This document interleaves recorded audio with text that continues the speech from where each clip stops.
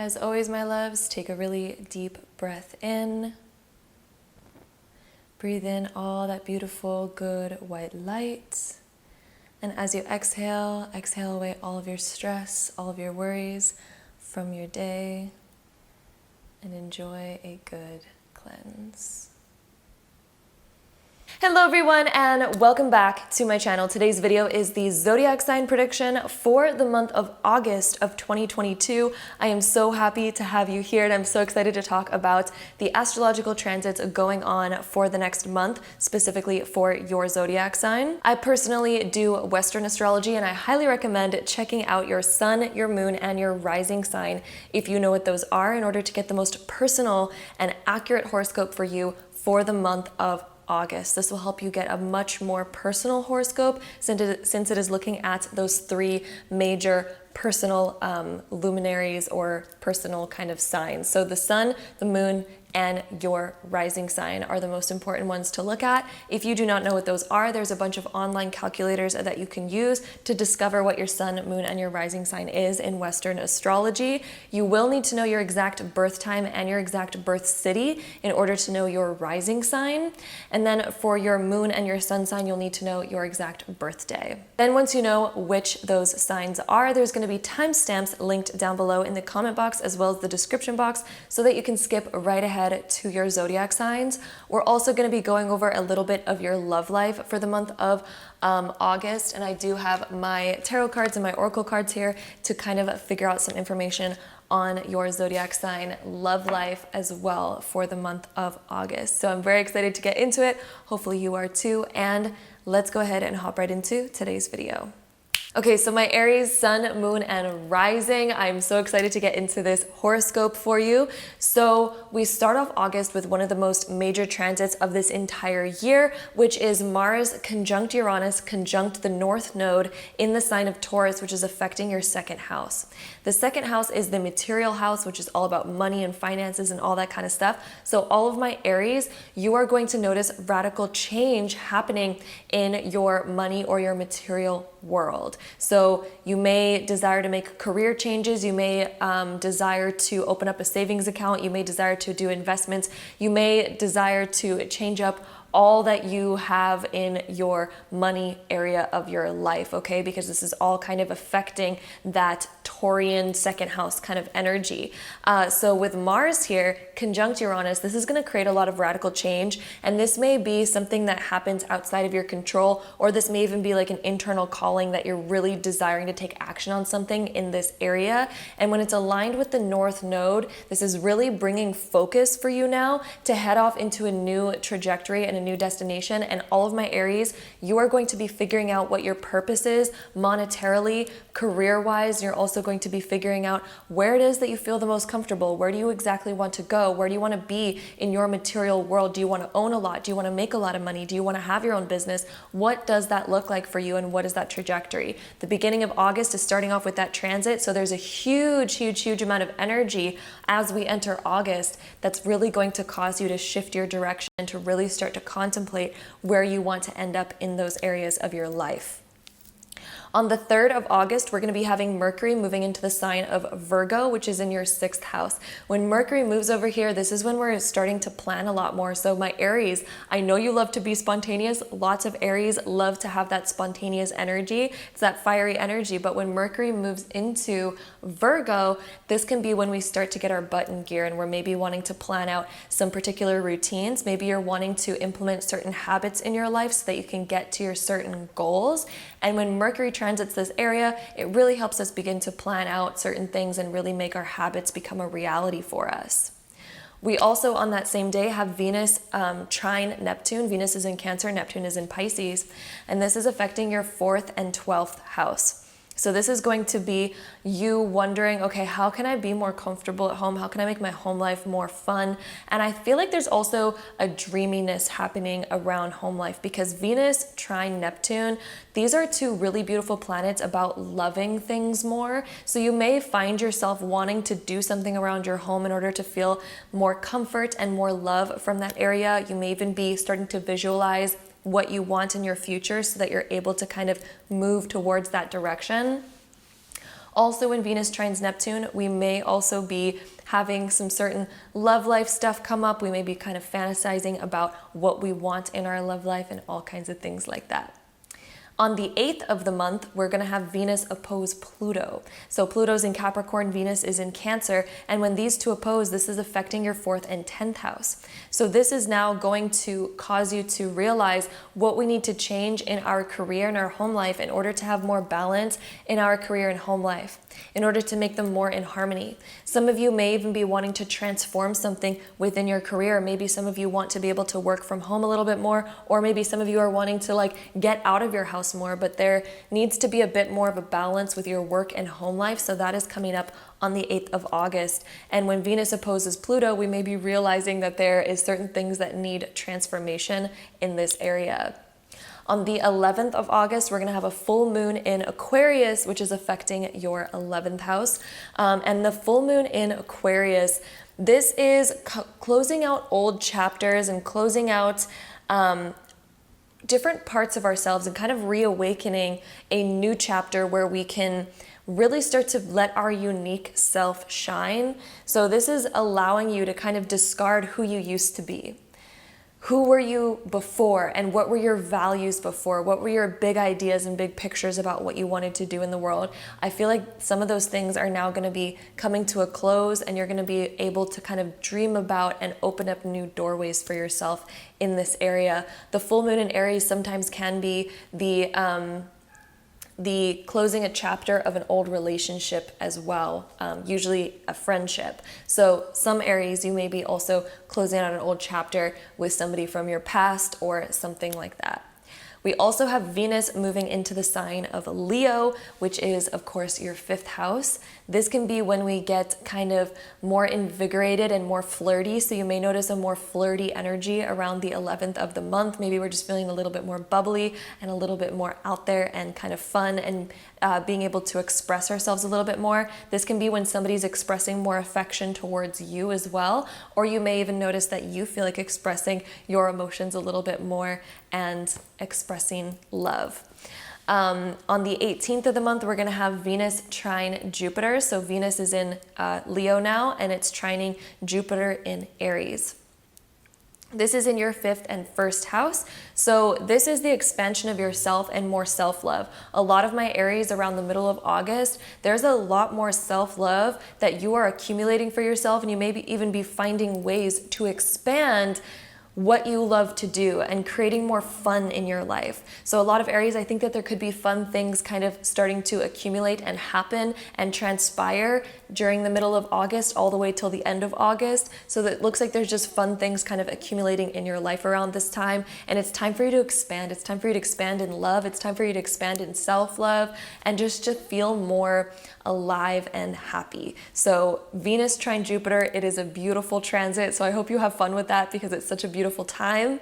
And then on the 20th of the month, we have Mars entering Gemini, which is in your 3rd house. This can be when we start to take a lot more action in terms of the people that we are around and our friendships. Occasionally, it can cause some friction in our communication, depending on how Mars will be affecting you personally. It can either invigorate a lot more energy and a lot more drive and passion and motivation, or sometimes it can also cause a little bit of friction and tension in our communication. So around the end of the month, from the 20th and beyond, all of my Aries, my advice for you is to just be really aware of the words that you're using, and also don't react too quickly, because sometimes when Mars is transiting the 3rd house, we can have a tendency to kind of overreact when people say certain stuff before even digesting what it is that they're saying. Like somebody might be like they might try to compliment you, but maybe we're going to hear it wrong, and sort of it could cause friction. We can either use it as something that livens us up with that Mars energy, or something that can cause friction. Mars can cause a little bit of both. So depending on how we react and all that kind of stuff, I just highly recommend think before fully acting, and then you'll probably avoid some misunderstandings or other friction that could occur. But even if friction does occur, Mars always brings with it blessings in those areas, so it'll kind of help us understand a little bit more about ourselves through those times, even if they do occur.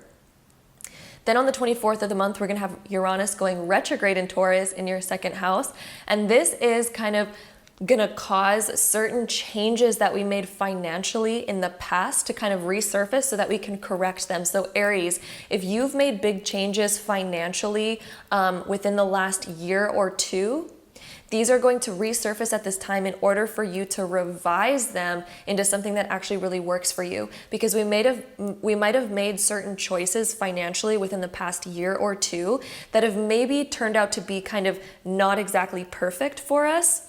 And this Uranus retrograde is going to allow us to revise all of those things so that now we can put our money where we really want to, and we can revise our finances so they actually are almost perfect, I guess you could say. Is anything really ever perfect? But this is going to really help you revise those to perfect those things and sort of gloss over that so that we can see where maybe we need to tweak things a little bit more financially. But I think a lot of you are going to be figuring this out at the end of the month from the 24th and beyond. A lot of you will be figuring out exactly what in your finances needs to be tweaked again just a little bit more in order for us to flourish and reach the goals that we really want to. So Uranus is helping us kind of review these things and to go over them once again. Then on the 25th of the month, we're going to have Mercury moving into the sign of Libra. So this is going to be transiting your 7th house. And when Mercury transits the 7th house, this can be when we're communicating a lot more to our close people in our life. We may even have certain friendships that we get even closer with during the end of the month, and that we're noticing that there's more plans being made, there's more communication happening with the people that we're close with, and we may even start to get closer with a certain person in our life at this time. On the 27th of the month, we're going to have a new moon in Virgo, which is in your 6th house. So this is a very new chapter opening for my Aries. Being in the sign of Virgo, this is a new chapter opening. I feel like all of my Aries, you are going to get so much more deeper into planning out your life and wanting to actually make a very clear vision about what you need to do and the steps that you personally need to take in order to get to your goals. That is this new moon in Virgo at the end of the month. This is allowing you to really start to look and focus on what you want to do and begin to plan it out so that you actually get where you want to go. So with that being said, let's go ahead and pull some cards for my Aries love life during the month of August. So my Aries love life during the month of August. I'll also apologize if I accidentally say the wrong month or zodiac sign sometimes, because sometimes it happens, but you're on the right zodiac sign in the right month, just to let you guys know. We have romantic feelings coming up. So some of you, I'm really feeling like your love life in the month of August is going to be one where I feel like if you're single, there's a lot more self-love and a lot more passion happening in the month of August for my Aries. I just really feel like all of my Aries, whether you're in a relationship or not, it seems like there's a loving energy that's accumulating during the month of August. This could be self-love. This could be focusing on you, focusing on something that you're really passionate about that's going to give you a lot of drive and romantic feelings. If you're already in a relationship or if you're talking to someone, I'm also really feeling like there is going to be some transpiring and some deepening of emotions kind of happening during the month of August that is going to be kind of enticing. But I'm definitely feeling a sense of curiosity in your love life in the month of August, where we're excited to explore something. And even if you're in a relationship, this would be exploring that relationship a little bit deeper. But the way that I could best explain the energy for your love life is this sense of curiosity and an uplift in passion and love. It's kind of like this bubbling up of like love, this love energy that seems to just be accumulating really deep in your solar plexus chakras, where I'm kind of really feeling it happening for my Aries for your love life. We also have stay optimistic about your love life coming in. I'm seeing August being a very optimistic month for you, for your love life, Aries. I'm seeing August being a very beautiful month where, if you're in a relationship, I'm just seeing a lot more kind of boiling up here. And even if you're single, I just see a lot of self-love coming in. And I am hearing, for those of you who are single, I'm hearing that Spirit really wants you to know that the right person is coming along for you. Yeah, if you're single, the right person is coming along for you. And I'm hearing divine timing. And for some reason, for some of you, For some of you, this is not a message for all of you. I feel like you'll know if this is for you for some reason, but I'm hearing the word December. If you're single, around maybe talking to somebody and meeting somebody significant. For some reason, I'm hearing the word December. We also have the Four of Pentacles being reversed. A lot of you who are single right now need to learn how to be comfortable being alone and how to have fun on your own. Once you learn how to have fun and how to love yourself by yourself, love is going to come into your life faster than ever. That is the Four of Pentacles being reversed. This is about letting go.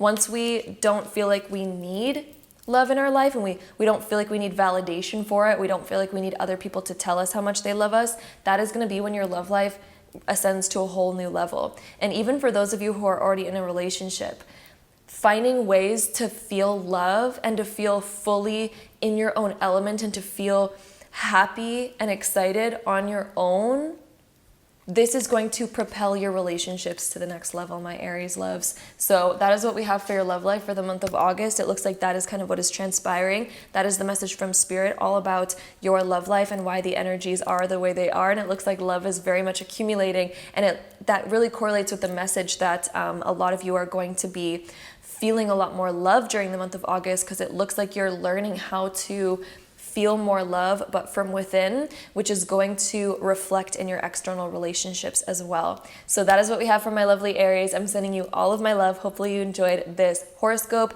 Again, don't forget to check out your other sun, moon, and rising signs to get the most accurate and all-encompassing horoscope for you for the month of August. Sending you all of my love, and hopefully I see you in my next video. Bye! Okay, so my lovely Tauruses, let's talk about your month of August of 2022. So my Taurus suns, moons, and risings, welcome. We start off August with one of the most major transits of this entire year. This is something that is changing the life of every single zodiac sign, of every single person on this planet. It is such a major, huge transit. And this is when Mars and Uranus and the North Node are all conjunct. And this is happening on the 1st of August when all of these are conjunct together. And when Mars and Uranus and the North Node conjunct in your zodiac sign, Taurus, so it's affecting you a lot on a big level because this is happening literally in your zodiac sign. So for my Tauruses, this is affecting your personal self, because this is happening in your zodiac sign, in your first house. When Mars conjuncts Uranus, this causes a lot of radical change. Uranus is the planet that creates unexpected shifts and changes.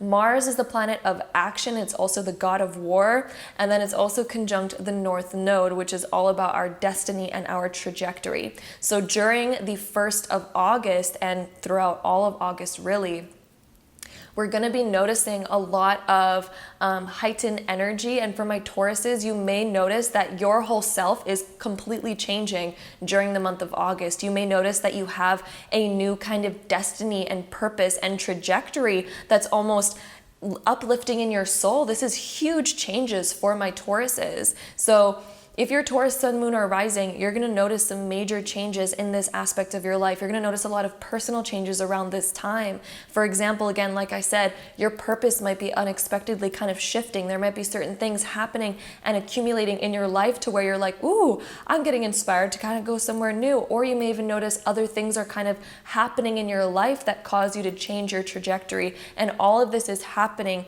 for you, just so you know. All this is happening for you, and it's taking you to where you're truly supposed to go.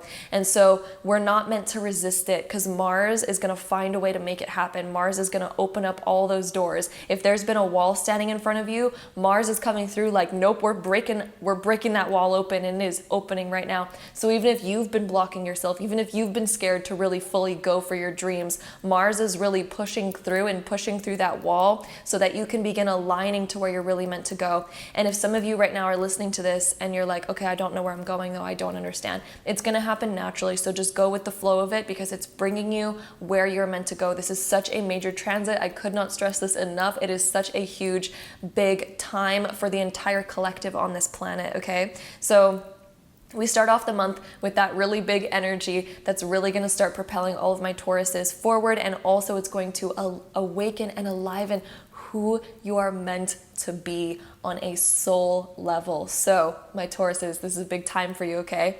And even if you don't understand what that change is, like I said, further down the line, you're gonna look back on this time and this moment and kind of, you'll be able to see how this has been changing you during this time, even if you can't see it in the moment, okay? Then on the 3rd of the month, we're gonna have Mercury moving into Virgo, which this is going to be affecting your 5th house. And when Mercury transits the 5th house area, this can be when we get interested in new stuff. You're gonna notice that your energy starts livening up. You may feel like talking a lot. You may feel like studying a lot or reading a lot or kind of just doing a lot. This can be when we notice that we're getting a lot more busy. And it can also be when we're really excited to like learn new hobbies, get in deep into different things and get curiosity moving, okay? So Mercury transiting the 5th house in the sign of Virgo can cause this, and it can also make you a lot more productive as well. So some of you, you may feel like finally a project or something that you've been really wanting to do and work on, it's finally moving forward and we're making time in our schedule for that. We're actually finally taking one of our passions and using it and implementing it in a more planned out, scheduled way with that Virgo energy. Then also on that same day, we're going to have Venus trine Neptune. Venus is in Cancer, Neptune is in Pisces, and this is going to be in your 3rd and 11th house. This is this whole transit right here affects your friends and your communication. Venus and Neptune are both beautiful planets, and so a lot of you, you may notice around this time that new opportunities are coming in with your friends. Maybe you're gonna notice that communication is heightened. Maybe we're seeing certain friends a lot more, and this can also be when we get different opportunities or we're noticing different ideas around maybe social media or how we communicate or how we put ourselves out there. There could be new ideas around this, but Venus and Neptune are both very beautiful, dreamlike planets. So when this is in the communication house and the friendship house, it can cause a lot of like good kind of fantasy things to come around this time. Maybe some of you are going to make really fun plans with friends and or with loved ones that you're really excited about and that you're really looking forward to. Then on the 8th of this month, we're going to have Venus oppose Pluto. Venus is in Cancer, Pluto is in Capricorn, and this is going to be affecting your 3rd and your 9th house. And this can be when we're realizing that maybe we want to shift our life in some way. The 9th house is our philosophies about life and our viewpoint, our perspective. It can also deal with travel. And when it is opposing Venus in the 3rd, this can be causing us to begin to shift our perspective in order to kind of accommodate a little bit more what we really want in life. So you may have a new idea about what you want and what feels good to you, and your perspective will be sort of shifting in order to match this. You may even notice that your perspective is shifting because of a very significant friend in your life or a loved one, since Venus is in the 3rd. So some of you may be getting a perspective shift because of somebody significant in your life around this time. They may be helping you view the world a little bit differently. Then on the 11th of the month, we're going to have the full moon in Aquarius in your 10th house. Full moons are all about closing out old chapters, and being in your 10th house, this is closing out an old chapter in your work life. It seems like work life is never going to be the same again for you. It seems like it has closed out of a chapter for you. We have come full circle, and your work is taking on a whole new kind of chapter that's going to open for you next, because now we're closing out some old ways of being, maybe an old schedule, maybe an old routine, habit, or something else that's affecting your work life or your career or your schooling, and we're closing out an old chapter with that. On that same day, we also have Venus moving into the sign of Leo, which is going to be going into your 4th house. And this is going to be when a lot of Tauruses are getting a lot more comfortable and feeling great around their home. Venus is your ruling planet as a Taurus, and for it to move into Leo in your 4th house, this is when we're focusing more on our home life. Maybe we're feeling more comfortable around home. Maybe we're wanting to like decorate or make things more comfortable, because Tauruses, I know you like your comfort, and I know that a lot of Tauruses also like their home life. A lot of Tauruses can be homebodies sometimes, and with Venus moving over here, it looks like there's going to just be putting some more love into the home, some more emotions into the home. Then on the 18th of the month, we're going to have Venus in Leo trining Jupiter in Aries, and this is going to be affecting your 4th and 12th house. So this is when we begin expanding our home life and we begin kind of imagining the different things. Tauruses, you may have certain circumstances coming up in your life lately where you're almost imagining new scenarios around your home life, and you may be thinking and starting to fantasize about like, ooh, my future. How is my home life going to expand in my future? What do I want this to look like? How is it going to grow? All sorts of things like that. So Jupiter trine Venus during this time is all about expansion, expanding the comfort, expanding the love, expanding the vision that you have for the future around your home. Then on the 20th of the month, we're going to have Mars moving into Gemini, which is going to be in your second house. This is a lot more motivation around money, around your career, and around material stuff. But I will say, when Mars is in this area, because Mars is an action planet, be wary of overspending during this time, Tauruses, because Mars is we want to take a lot of action. It's a lot of energy. And when a lot of energy comes into the second house, it can mean that we have a lot of motivation to make money, but it can also mean that we have a lot of motivation to spend money. So I will just say, my Tauruses, look out towards the end of the month and just make sure that you are not overspending around this time, because Mars, again, is that action planet. Then on the 24th of the month, we're going to have Uranus going retrograde in your sign of Taurus. So this is happening in your first house. And so when this happens in the first house, for my Tauruses, Uranus going retrograde here, this is causing a lot of personal change. This is change on a very personal level. So different changes that you made in the last year or two have needed to be revised. So there's certain changes or certain ways of being that you've been over the last 1 to 2 years that you are going to be reflecting on as Uranus goes retrograde in your sign at the end of the month. And this is going to cause you to reflect and review and revise different choices, different personal choices that you are making, different aspects of yourself that maybe were like, I need to review that and kind of redo that. Maybe there's certain habits that you've gotten accustomed to, or maybe there's certain routines that you've gotten accustomed to, and you're beginning to review them and be like, is this really me? Or do I need to like revise this and make it a little bit more me, a bit better, a bit more healthy, or a bit more in alignment with where I really want to go. So a lot of Tauruses, you're going to be kind of like reflecting on the last year or two of your life and making adjustments accordingly near the end of the month.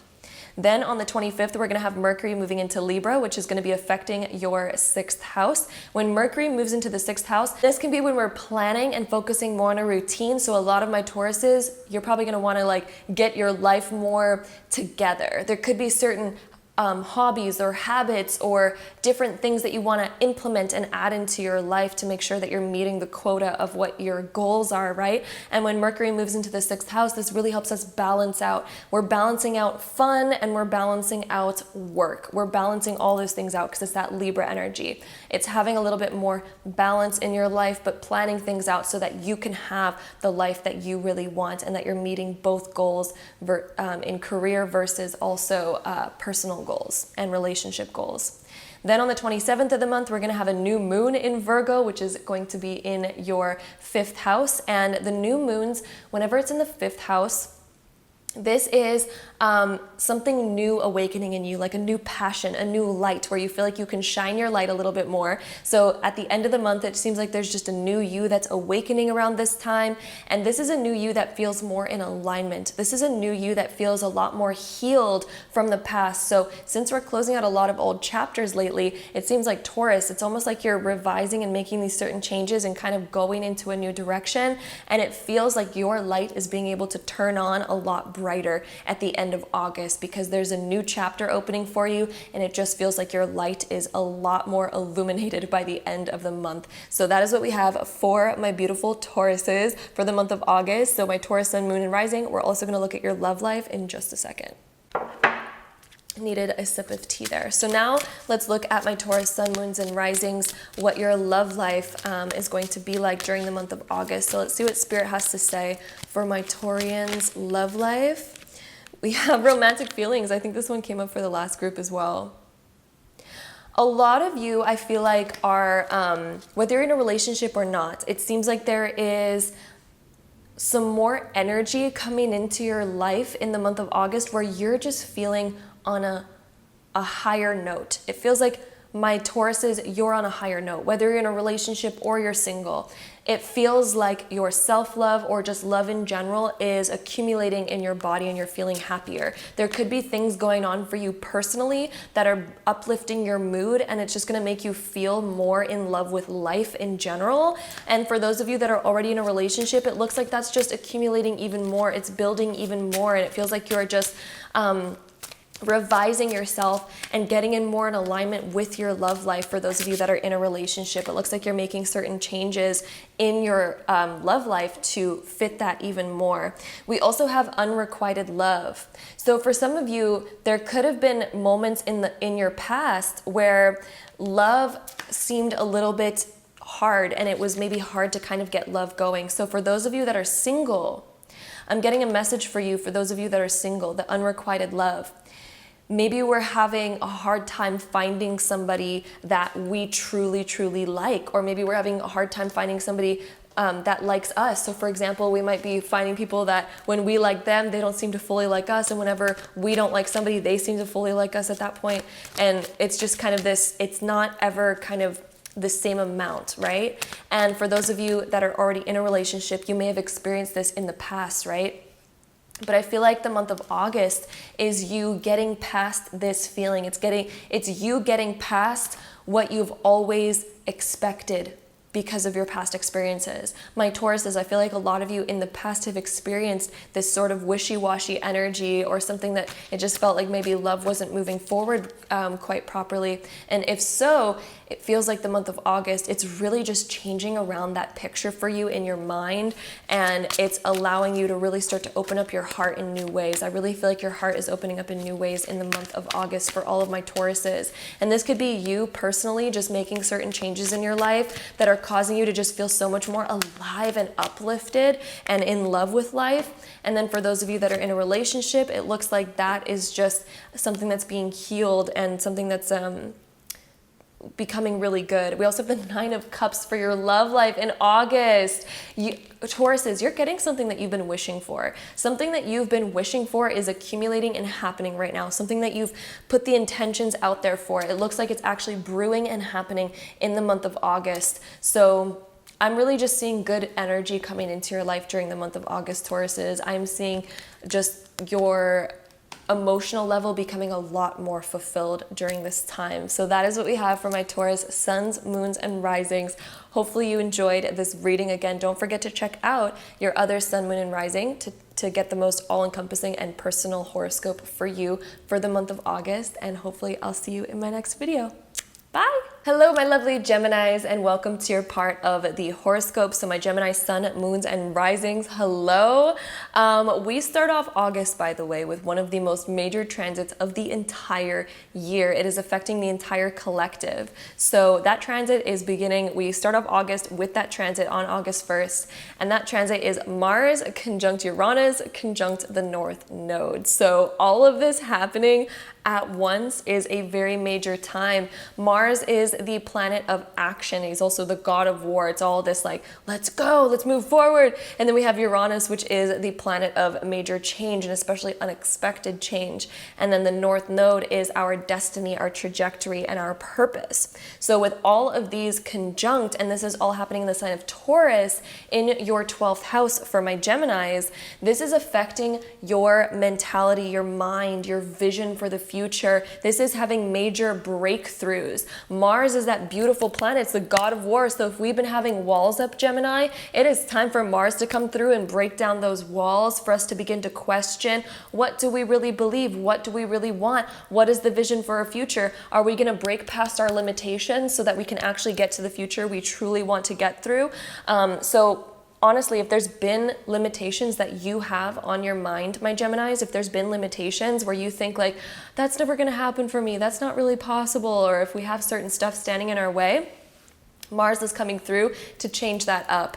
And Uranus is also coming through to help us realign to where we're truly meant to go, especially since this is conjunct the North Node. So we're getting a lot more rooted with that Taurus energy in where we're truly meant to go, what we are truly capable of. So if you've been holding yourself back lately, Gemini, there's a lot that's going to be happening in your life and a lot of things that are going to be accumulating and transpiring that are really going to cause you to have tons of breakthroughs, especially again mentally, with what you envision for yourself, so that we can begin to make a more real vision for ourselves. And so we can actually push past certain limitations if we thought something was not possible for us. This is making our dream life more of a reality, okay, and making us kind of visualize and go after what we're truly, truly capable of. So that is happening in the beginning of August. That is how we enter the month of August. And even if you don't feel or see that transit happening, it is happening, it is transpiring. There's going to be certain things taking place no matter how big or small, and they will accumulate more over time and build over time. So this transit is happening right at the beginning of August. Then on the 3rd of August, we're going to have Mercury moving into Virgo, which is going to be in your 4th house. And this can be when we begin planning things around the home or planning things around our foundation. So Geminis, you may be planning, where do I want to be in the future? What kind of foundation do I want to lay for myself? What sort of future do I want? And how do I lay out the foundation so I can begin building that properly? So that is Mercury when it transits the 4th house in the sign of Virgo. This is a lot of planning, and this is a lot of prepping for a new foundation in your future. So some of you may be thinking about what your home life is going to be in the future, maybe where you want to end up, and there is going to be some kind of laying down the ideas and plans for that during the month of August. Then we also have Venus trine Neptune on that same day. Venus is in Cancer, Neptune is in Pisces, and this is going to be affecting your 2nd and 10th house. So Venus being in the 2nd house is very positive, especially in terms of money and finances. And when it's in the sign of Cancer transiting the 2nd house, this is when we begin realizing like, hey, I think I want to start saving some money. I think I want to save for a rainy day and make myself feel more abundant through saving. And then Neptune being in Pisces in the 10th house, this is us now envisioning and planning something that you desire to create in the future, especially in terms of career. So a lot of my Geminis, you may be starting to fantasize what you want your career life to look like in the future, and you may be kind of visualizing and making those plans now to actually begin moving in that direction for yourself. So there could be some different changes happening, and a lot of my Geminis, there could be more opportunities of making more money and kind of planning those things out in the beginning of August. Then on the 8th of August, we have Venus oppose Pluto. So Venus in Cancer oppose Pluto in Capricorn, which is your 2nd and 8th house. This is causing a lot of endings and beginnings. So especially in terms of maybe how we used to go about money, or our thoughts with money, or how we used to spend money, our relationship with money, that is now changing because we may be realizing where we were kind of maybe standing in our own way in terms of where we wanted to be financially. And this is going to cause us to maybe reevaluate certain things and end old cycles and begin new ones. Pluto is coming in as this beautiful transformational planet that's like, hey, we had this certain habit with money, we need to change that, and we're going to transform it into this. And oh, we had this transformation, we're going to transform it into this. And this could also deal with your self-worth as well. So if this isn't focusing directly on physical money, this can also deal with our value, how we value ourselves, what we believe our time is worth, what we believe our skills are worth, all those different types of things. So a lot of my Geminis, you may be reevaluating and replanning for yourself, like, is this really worth it? Do I really think that this amount of time is worth this amount of pay? Do I really think that this and this and this? We might be rebudgeting and kind of planning out our values, how we value our time and how we value ourselves. Then on the 11th of the month, we're going to have the full moon in Aquarius, which is in your 9th house, Full moons are all about closing old chapters, and being in the 9th house, this is closing old philosophies and old ways of being. There's old philosophies that you had about life, old perspectives, and those are shifting in the middle of August. It's time for us to close out that chapter. It's time for us to see life in a new way. And I feel like a lot of this is going to play a part with that big transit that we're having in the beginning of August. It's all going to kind of play a part into that. So I think a lot of my Geminis, you want more purpose in your life, and we're closing out old chapters of what we used to value, our old perspective about what our purpose was. And I feel like a lot of Geminis are expanding their purpose to something bigger. They want a bigger meaning and a bigger purpose. Then also on that same day, we have Venus moving into Leo, which is going to be in the 3rd house. So when Venus transits the 3rd, this can be when we begin talking to more friends. This can be when we're expressing more of our emotions and our feelings, and we're feeling a lot more alive. We're feeling a lot more expressive in that we can express ourselves. There may even be an opportunity for us to express ourselves more, or there could even be somebody in your life that begins expressing a lot more of their emotions to you in the middle of August. So get a lookout for that, because it looks like emotions are going to be talked about a lot more and felt a lot more during the middle of August. Then on the 18th, we have Venus trine Jupiter, Venus in Leo, Jupiter in Aries, and this is affecting your 3rd and 11th house. This is when we're expanding our friendships. Some of you may be expanding your friend group around this time. Some of you may be introduced to a new person around this time and expanding in that way. Some of you may be talking to somebody new. Or just kind of expanding your time that you spend with friends. So some of you may just be expanding in some way where you're being a lot more social. If some of you work online, this could be expanding your social media presence even, or doing something more where you're maybe speaking about something more, talking about something important. There just seems to be like there's important information that may be coming through around the 18th when Venus trines Jupiter, and this is an expansion of opportunities and talking about things that are going to allow you to expand more in your personal vision and your personal mission. Then on the 20th of the month, we're going to have Mars moving into Gemini, and this is going to be in, of course, your 1st house because you are a Gemini. So my Gemini sun, moons, and risings, as Mars moves into your sign, this is going to give a lot of Geminis a lot more energy, a lot more pump, a lot more drive, a lot more just energy in general to move forward. Although Mars can sometimes bring with it a little bit of friction as well. So if there is any resistances in your life, if there are any belief systems about, not moving forward, or certain belief systems that are causing resistance in whatever it is that you're trying to do, this is when we're going to notice those resistances coming up. Mars really wants to take action. But if you put that warrior Mars in a small little cage, it's going to cause friction. It is going to cause some So this is time to really let yourself be free, but to also truly look within and planning a little bit, or at least thinking before speaking, thinking before acting. As long as we're thinking before acting, we're going to be in the right alignment, in the right trajectory, and as long as we're allowing ourselves to be free and allowing ourselves to take the action that we desire, then everything's going to be very positive. If you do notice any anxiety coming up around this time, that is just that Mars energy that wants you to be more active and to utilize that energy, because if we don't utilize the energy of Mars when it's invigorating us with a lot of energy, it's kind of like when imagine a power cord going into a toaster or something, and let's say you put extra wattage into that toaster, you might end up frying the toaster and you might end up getting a little bit more anxiety. It's going to blow its top off, right? So that is the Mars energy. As long as you are utilizing that Mars energy, you'll notice that it serves you in a very beautiful way. So being more active around this time is going to be very beneficial because of that Mars energy coming into your sign of Gemini, okay? So that is how you can utilize it. Just be more active, maybe go to the gym, let off some steam, run around outside, turn on some music and dance in your house, whatever the case may be, but utilize energy during this time and utilize it towards something maybe that propels you forward in your goals, right?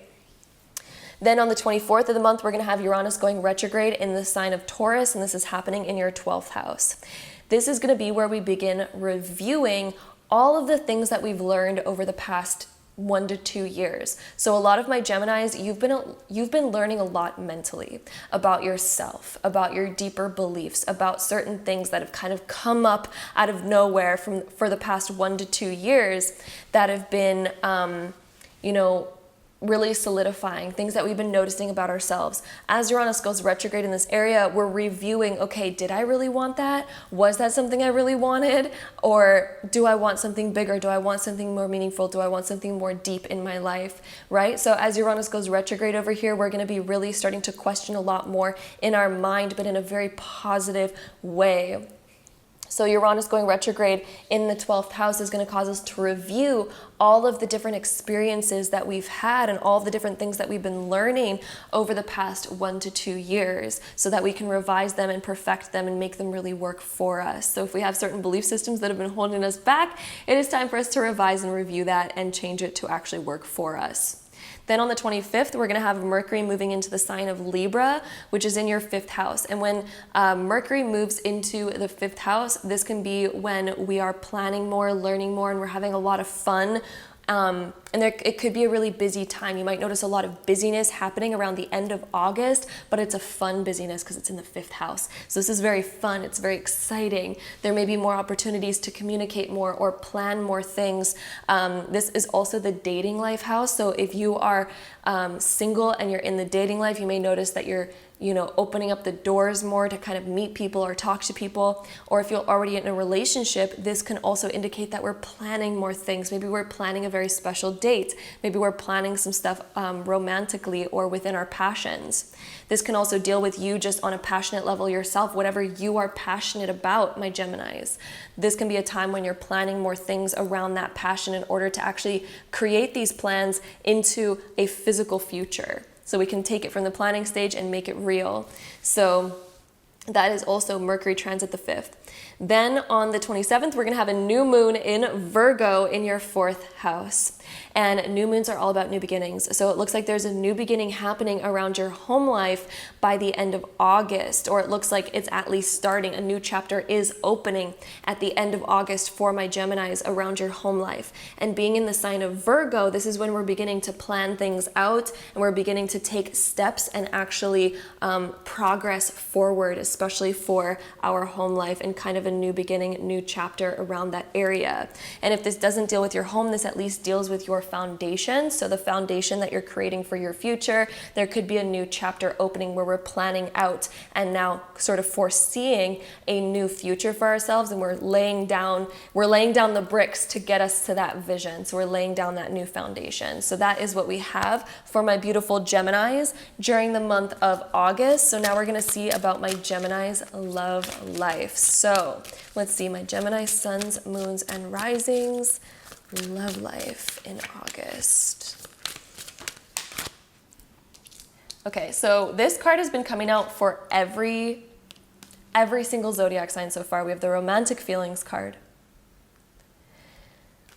All I have to say is it seems like everyone has this up level or uplift in their love life. So even if you're single, it looks like you are getting more in touch with some self-love at the very least. If you're in a relationship, it looks like that is transpiring even more. If you're seeing somebody at the moment, or if you have somebody that you're interested in, it looks like you're exploring that a little bit more. But it does look like there's a deeper accumulation of romantic sort of feelings and ideas and visions that are happening in the month of August for my Geminis.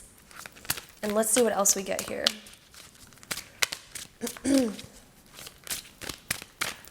See what else for my Geminis in the month of August.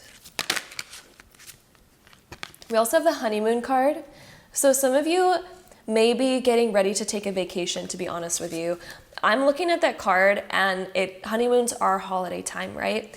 In terms of your love life, it looks like you may be like taking a time to just enjoy the bliss, whether you're single, whether you're in a relationship. This would be enjoying the bliss with your partner. Or if you're single, this would be enjoying the bliss of going on a journey on your own and just kind of feeling like, I just feel good. Some of you may even travel. So some of you may have travel plans with your partner, or some of you may be planning on traveling. Some of you may be focus on taking time away for you, because honeymoon can also be a honeymoon with ourselves where we're taking time for ourselves, right? So that could be another aspect and way of looking at that card for our love life during the month of August. So let's see what else we get for my Gemini's love life. We have the Sun card and the Ace of Swords being reversed. So the Sun card is all about happy times and this rebirth and this great sort of feeling. When the Ace of Swords is reversed, it can indicate that in our love life, we may have certain things that we want to say, but we maybe don't feel like we can say them, or maybe we don't feel like it's the right time, or maybe we're waiting for somebody else to say something to us. We're waiting for that time. But with the Sun card kind of right next to it, what I'm seeing is that things will be illuminated, things that maybe we've been waiting to hear, things that we've been wanting to hear, or things that we've been maybe wanting to express or say. It looks like there's opportunities for that coming up in the month of August for us to finally express that, or at least receive and hear that, things that we've been waiting for. So that is what I see for my lovely Geminis for the month of August. Hopefully you enjoyed this reading. I'm sending you all of my love. Don't forget to check out your other sun, moon, and rising sign to get the most all-encompassing and accurate horoscope for you for the month of August. And hopefully I see you in my next video. Bye! Hello, my lovely Cancers, and welcome to your part of the horoscope. This is for my Cancers, suns, moons, and risings. So welcome. One thing I want to mention, we start off August with one of the biggest transits ever of all of this whole year, and it is such a major transit. It is affecting everybody, the whole collective on a soul level. And then we start off August with that transit, and that transit is Mars conjunct Uranus conjunct the North Node in the sign of Taurus. And for my Cancers, this is affecting your 11th house, the house of friendships, the house of the entire world, humanity, all sorts of things like that. So Mars is the planet of action, it's the god of war, and Uranus is the planet of unexpected change, and the North Node is our purpose and our trajectory and our destiny and where we're meant to go. So since it's conjunct Uranus, is causing a lot of unexpected changes in this area. So in terms of your friendships, or in terms of the whole world, some of you may be getting like a whole different direction that you desire to go in. Some of you may be kind of like switching up who you find is your best friend or who you're really close with. Some of you also may be connecting to somebody, somebody that you're really meant to be connected to. So some of you may be meeting a significant friend around this time, or a significant new person, or getting even closer with somebody who you're really meant to be closer with. So Mars is this planet of action that's really breaking through barriers and old things that were maybe holding us back in this area in terms of the people that are in our life, and maybe our political views even. This can also affect political views, being in the 11th house. And Uranus is really Uranus and Mars are really breaking through old barriers. When we had barriers in this area where we felt restricted with certain friends, or with certain political views, or with certain other things that are sort of happening, this is really causing big breakthroughs in this area, and it's causing us to desire to go in a brand new trajectory. Maybe a lot of Cancers are deciding, like, I really want my friendships to be this way rather than this way, and now we're going to be on a whole different mission, a whole new trajectory, and we may be kind of thinking about what we really want, and maybe we're headed in a brand new direction in that area. So for a lot of my Cancers, this is affecting this area of your life, and it's really going to be aligning you where you're really meant to go and the people that you're truly meant to have in your life, okay? And then on the 3rd of the month, we're going to have Mercury moving into the sign of Virgo, which is going to be affecting your 3rd house. And when Mercury moves into the 3rd house, this is going to be affecting and causing a lot more communication to start happening in your life. So you may notice that there's more people trying to contact you. There might be, it may be a really busy time with different things kind of just piling up on your plate. It could be a really busy time where we're jumping from one task to the next, to this, to this, to this. But being in the sign of Virgo, it's like an organized mess. So it is organized. My Cancers, you're really, you're pretty good at like organizing and staying on top of stuff, even when it seems to be kind of hectic. And the best way I can describe it is like organized mess, and you can kind of like get by and do it the best you can. So in the beginning of the month, it does look like things may be a little bit busy for my Cancers, and it does look like you are planning things out very well though. And some of you may be making new plans with certain friends and adding more stuff to your schedule during this time. Also on that same day, we're going to have Venus trine Neptune. Venus is in Cancer and Neptune is in Pisces. So this is happening in your 1st and 9th house. So when we have this beautiful trine between the 1st and 9th house, you're really starting to discover who you really are, what your belief system really is. And a lot of my Cancers, you may get inspired by something new around this time. You may get inspired by a new version of yourself that's beginning to emerge. You may have new philosophies about life, new ways of going about life, new visions that you have that you want to reach, that you want to become. Because of this new perspective shift, you're going to see yourself in a new way. And you might be like, I really desire to become like that. So I'm going to start making these shifts and these changes to kind of become more like this, because you're really heading to a new version and new vision of yourself. So this beautiful trine is bringing this new fantasy kind of energy into your life, a new vision that you have about yourself. Then on the 8th of the month, we're going to have Venus in Cancer oppose Pluto in Capricorn. So this is in your 1st and 7th house. So around this time, you may be noticing certain transformations that need to take place within your immediate relationships. Some of you may even be going through transformations with your partner or with really close friends or even family members around this time. And this transformation is kind of like aligning to the new you, because there's a new you that's emerging, my Cancers. There is a new you that is emerging, and your relationships are going to need to transform a little bit in order to accommodate this new you that seems to be emerging. And it does look like it is accommodating within this. So just some transformations that are happening, but they are very good transformations because it is aligning to this beautiful Venus energy that you have that is beginning to emerge from you.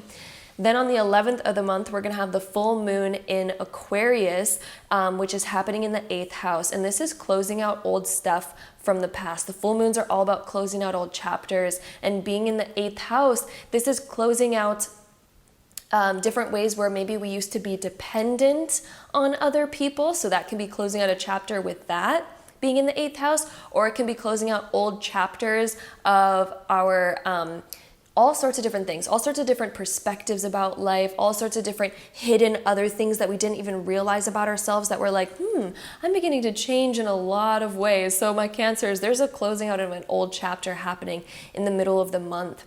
And on this same day, we're also going to have Venus moving into Leo, which is in your 2nd house.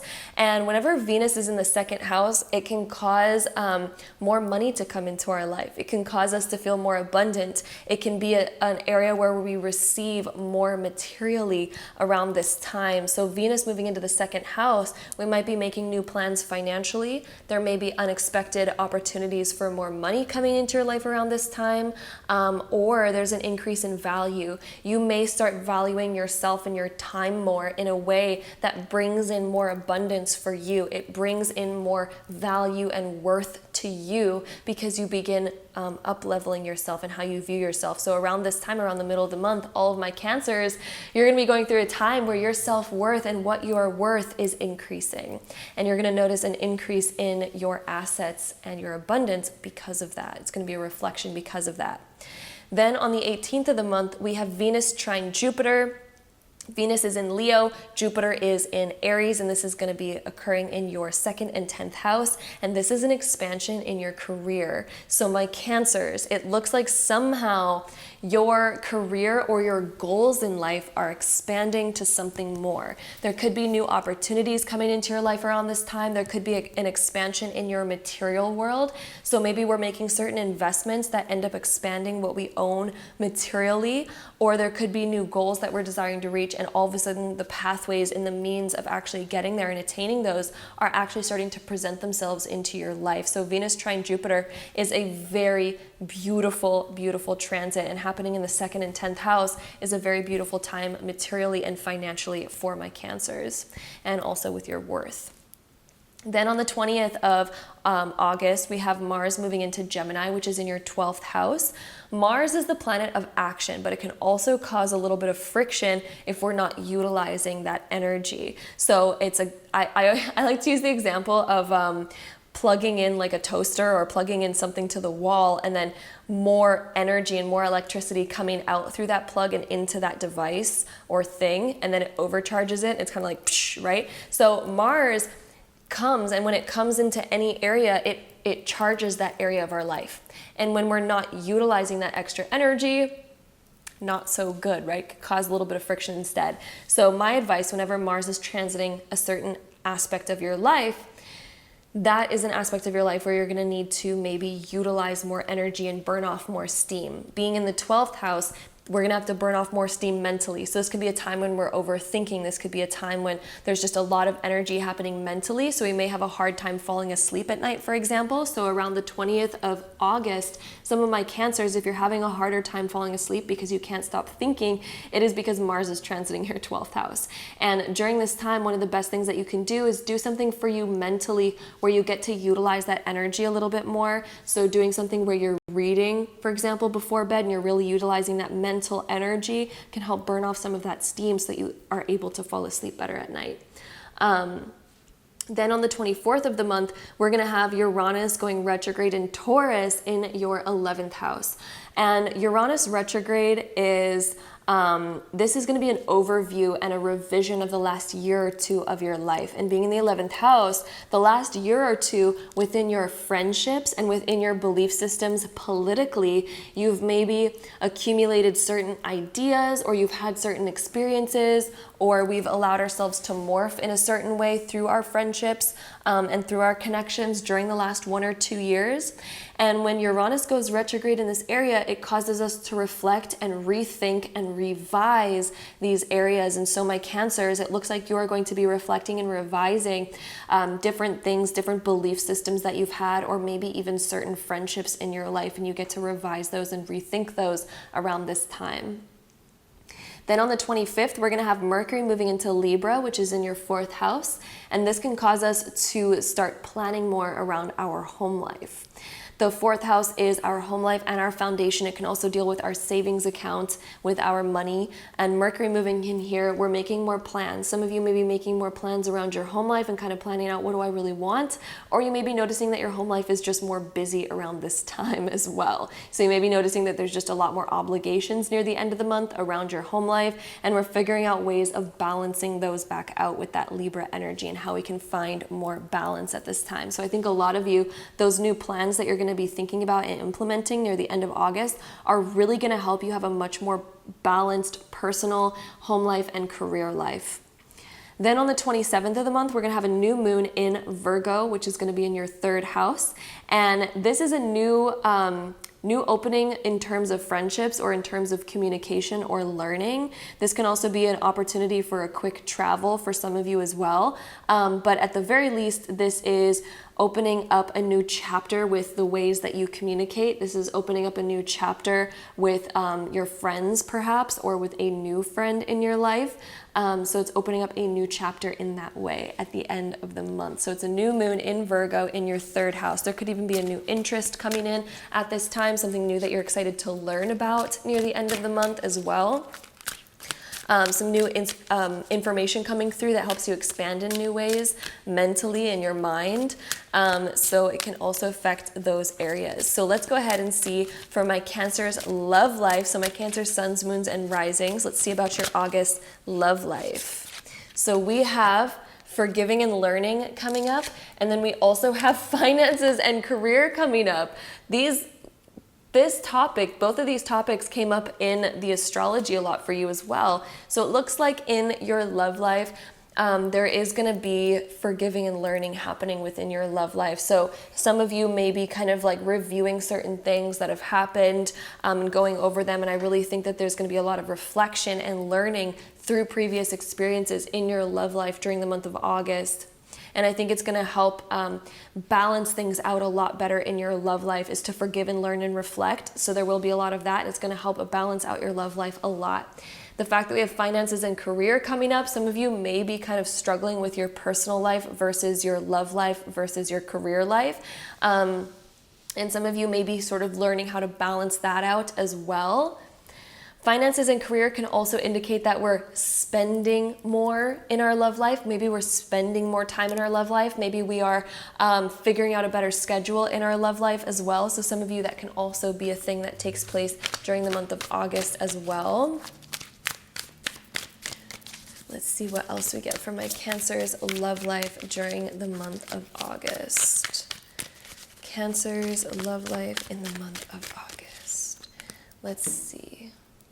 we have the 10 of Cups. You are learning how to make your fantasy reality. I also see you spending a lot more time with your loved ones in the month of August as well. So whether you're single or in a relationship, I'm seeing you spending more time with your loved ones. There could be more obligations where you have to spend money in your love life, such as going on certain dates. Maybe there's weddings that you have to attend and we need to buy a gift and buy things. So finances and career are part of it, because I do think that there will be sort of different things that you have to spend your money on in the month of August that's kind of coming up.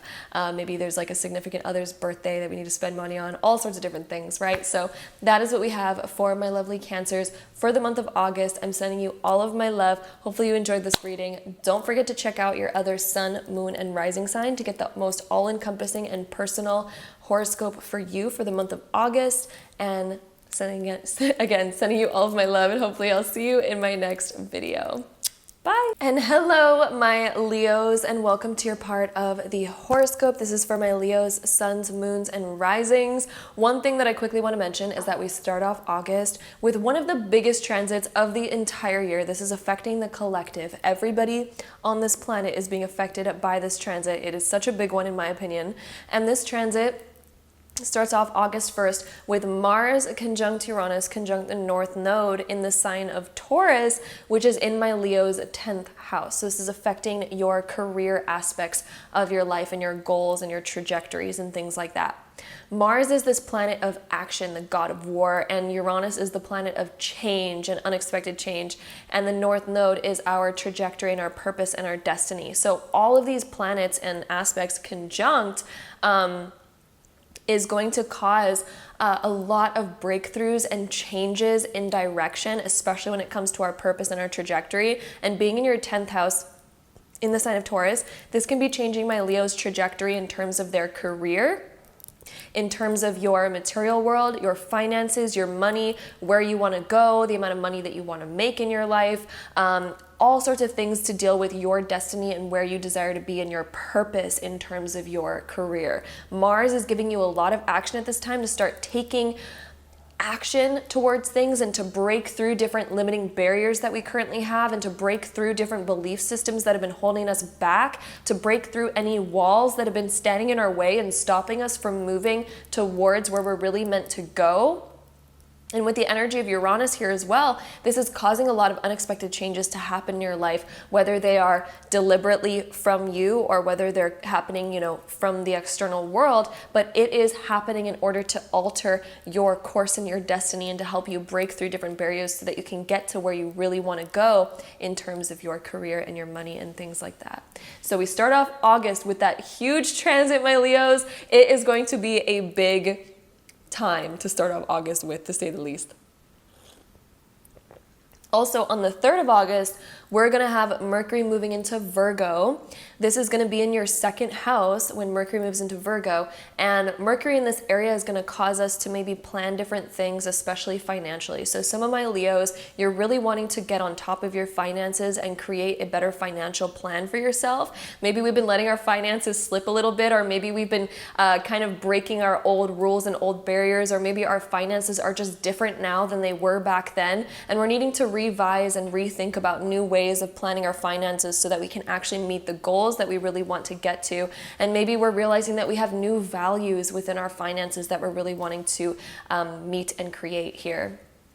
Also on the same day, we're going to have Venus trine Neptune. Venus is in Cancer, Neptune is in Pisces, and this is affecting your 12th and 8th house. So Venus trine Neptune, this is such a beautiful transit. I am so excited that we're having Venus trine Neptune. It is such a gorgeous, beautiful energy because Venus is this planet of love and beauty and money, and Neptune is the planet of dreamy fantasy kind of stuff. And when these two trine, it's helping us create a new vision of our life and what we want. Happening in your 12th and 8th house, this is causing a lot of changes in what you really want your life to look like. So a lot of my Leos, you may go through some changes in what you really desire and what your fantasy life looks like to you. And it's becoming more in alignment with what you really desire. So a lot of my Leos, you're going through some internal transformations around this time and getting into alignment with what you truly desire. Then on the 8th of the month, we're going to have Venus oppose Pluto in Capricorn. And Venus is in Cancer, and this is going to be affecting your 12th and 6th house. So this is going to be really asking you now to change up your routines and your schedule to get more in alignment with your goals and trajectories and things that you desire to get. My Leos, there's certain things that you may need to transform in your routine and your schedule to get to the health that you really want to get to, in order to transform your health, in order to transform your mind and your mentality as well. There are certain things that are going to need to change and be implemented into our routine, and I feel like Leos, you've been thinking about these things for a while. There's certain things that you've been thinking about that you've really wanted to start implementing in your life, different routines that you've been wanting to implement, and Pluto's coming through with this Venus opposed Pluto, and it's like, let's do it. We have to look at it in a way of desiring it. We have to look at it in a way of changing our perspective about it. So a lot of my Leos, around the 8th of August, you're going to start to see your goals as something that you actually desire to attain rather than a chore. And that change in perspective will really help you start attaining those different things. Then on the 11th of the month, we're going to have a full moon in Aquarius, which is your 7th house. And this is closing out an old chapter in your significant relationship. So my Leos, this is the ending of an old chapter, and there's a new one that is birthing right now in terms of your significant and close, intimate relationships and partnerships. So there is an ending and closing of a chapter that we're no longer going into anymore, and the blooming and blossoming of a new one, and that is that full moon energy. Then on that same day, we also have Venus moving into Leo, which is moving into your sign. So Venus moving into your sign, this is going to cause a lot more love for Leos to kind of begin to take place. And Venus is this planet of abundance and beauty and love. And so a lot of my Leos, you might be focused on your image, your self-image, and who you really are, who you want to show up as. A lot of my Leos, you might be focused on, I want to ascend myself to the next level. I really want to work on myself. So a lot of Leos, when Venus starts transiting your first house, there may be a desire to begin working on yourself and to go through a self-transformation and to make yourself even better than you are right now, to make a whole new vision for yourself. And so a lot of my Leos, you're going to be working on that during the middle of August. And then on the 18th, we're going to have Venus trine Jupiter, Venus in Leo, Jupiter in Aries, and this is your 1st and 9th house. So a lot of you are expanding what you believe is possible for you. A lot of you are going to be expanding yourself and your persona and your personal life. Some of you may even want to take up travel, just since Jupiter is going to be in the 9th house. Some of my Leos may be making travel plans or thinking about expanding themselves. You may be thinking about, how can I expand myself personally? How can I reach new heights, new levels? A lot of my Leos are going to be thinking about that in the middle of August and opening up new doorways for themselves around this time as well. Then on the 20th of the month, we're going to have Mars moving into Gemini, which is in your 11th house. And when Mars is beginning to transit this area, it can cause a lot of energy to come out in this area, but sometimes it can also cause a lot of friction as well, because Mars comes with a lot of energy. And sometimes when we get a lot of energy and we're not utilizing it, it can cause a huge buildup of energy, which can cause a little bit of friction, right? So with this being in the 11th house, with Mars being here, this is in the house of friendships, and it's also in the house of the entire world and humanity. So Mars moving into here, we may be awakening a new purpose for ourselves and really wanting to leave a footprint. Like, what sort of footprint do you want to leave behind? What sort of impression do you want to make on the world? This is a time for you to start planning those things. What kind of impression, what kind of imprint or impact do you want to have on the world? So Mars is coming through and transiting this area for you to ask these bigger questions. But Mars also transit the 11th house can cause a little bit of friction in relationships as well, particularly friendships. So some of you, there could be a lot of energy around friendships at this time, but Mars can also bring with it a little bit of friction, but this friction is actually good because it's things that we need to sort out anyway. So you may notice a rise or heightened sort of thing with a certain person in your life around the end of the month. And this is just happening in order to kind of sort things out, in order to smooth out that surface. Because a lot of the times when we have friction, it's like taking sandpaper to something, it ends up smoothing it out in the end. So it's actually a good thing in the end, although it is friction in the moment, right? And then on the 24th of the month, we're going to have Uranus retrograde in Taurus in your 10th house. Uranus retrograde in the sign of Taurus, this is going to start bringing up different things that we've been planning and thinking about for the past 1 to 2 years of our life. And being in your 10th house, this is about your career. So my Leos, this is a big focus now on your career at the end of the month, and Uranus is the planet of unexpected change. And since it's going retrograde, it is allowing us to review our previous choices over the past 1 to 2 years when it comes to our career. So now you're reviewing and revising previous things in order to kind of make them better. We maybe have made certain choices, we went into them and we've seen certain flaws that maybe we want to change, or certain things that maybe we need to mold a little bit differently. And this is going to allow us to start to see those different things and for them to resurface so we can make those changes now. So we can actually begin revising those things now within our career and within our money. Then on the 25th, we're going to have a Mercury moving into Libra, which is going to be in your 3rd house. And when Mercury moves into Libra in the 3rd, this is when we can have a lot more plans coming up with friends. So there could be certain stuff coming up where we're seeing friends a lot more by the end of the month. We may even be learning a lot more. There could be more opportunities or more plans coming up. We may notice that we're really busy by the end of the month when Mercury transits this area. And you may also find yourself learning something new that something that you're really curious about. It's going to ignite a curiosity in you, okay? Then on the 27th, we're going to have a new moon in Virgo in your 2nd house. And so this is a new plan when it comes to your finances. Leos, it looks like throughout the entire month of August, there's big stuff happening around career and finances for you. So this is a huge time of replanning and asking yourself, am I saving correctly? Do I have the right financial plan for myself to reach my financial goals? Am I spending money correctly? Am I wanting a new beginning in my material world? The new moon being in Virgo in the 2nd, this could be a new beginning in your material world. Some of you may be getting rid of a lot of old stuff and then inviting in a few new things, or some of you may just have a whole different vision when it comes to your material world or your finances or the plans that you have around those things. So that is what we have for my Leos for the month of August. So let's see about my Leos, suns, moons, and risings, about your love life for the month of August. So my Leo love life in the month of August,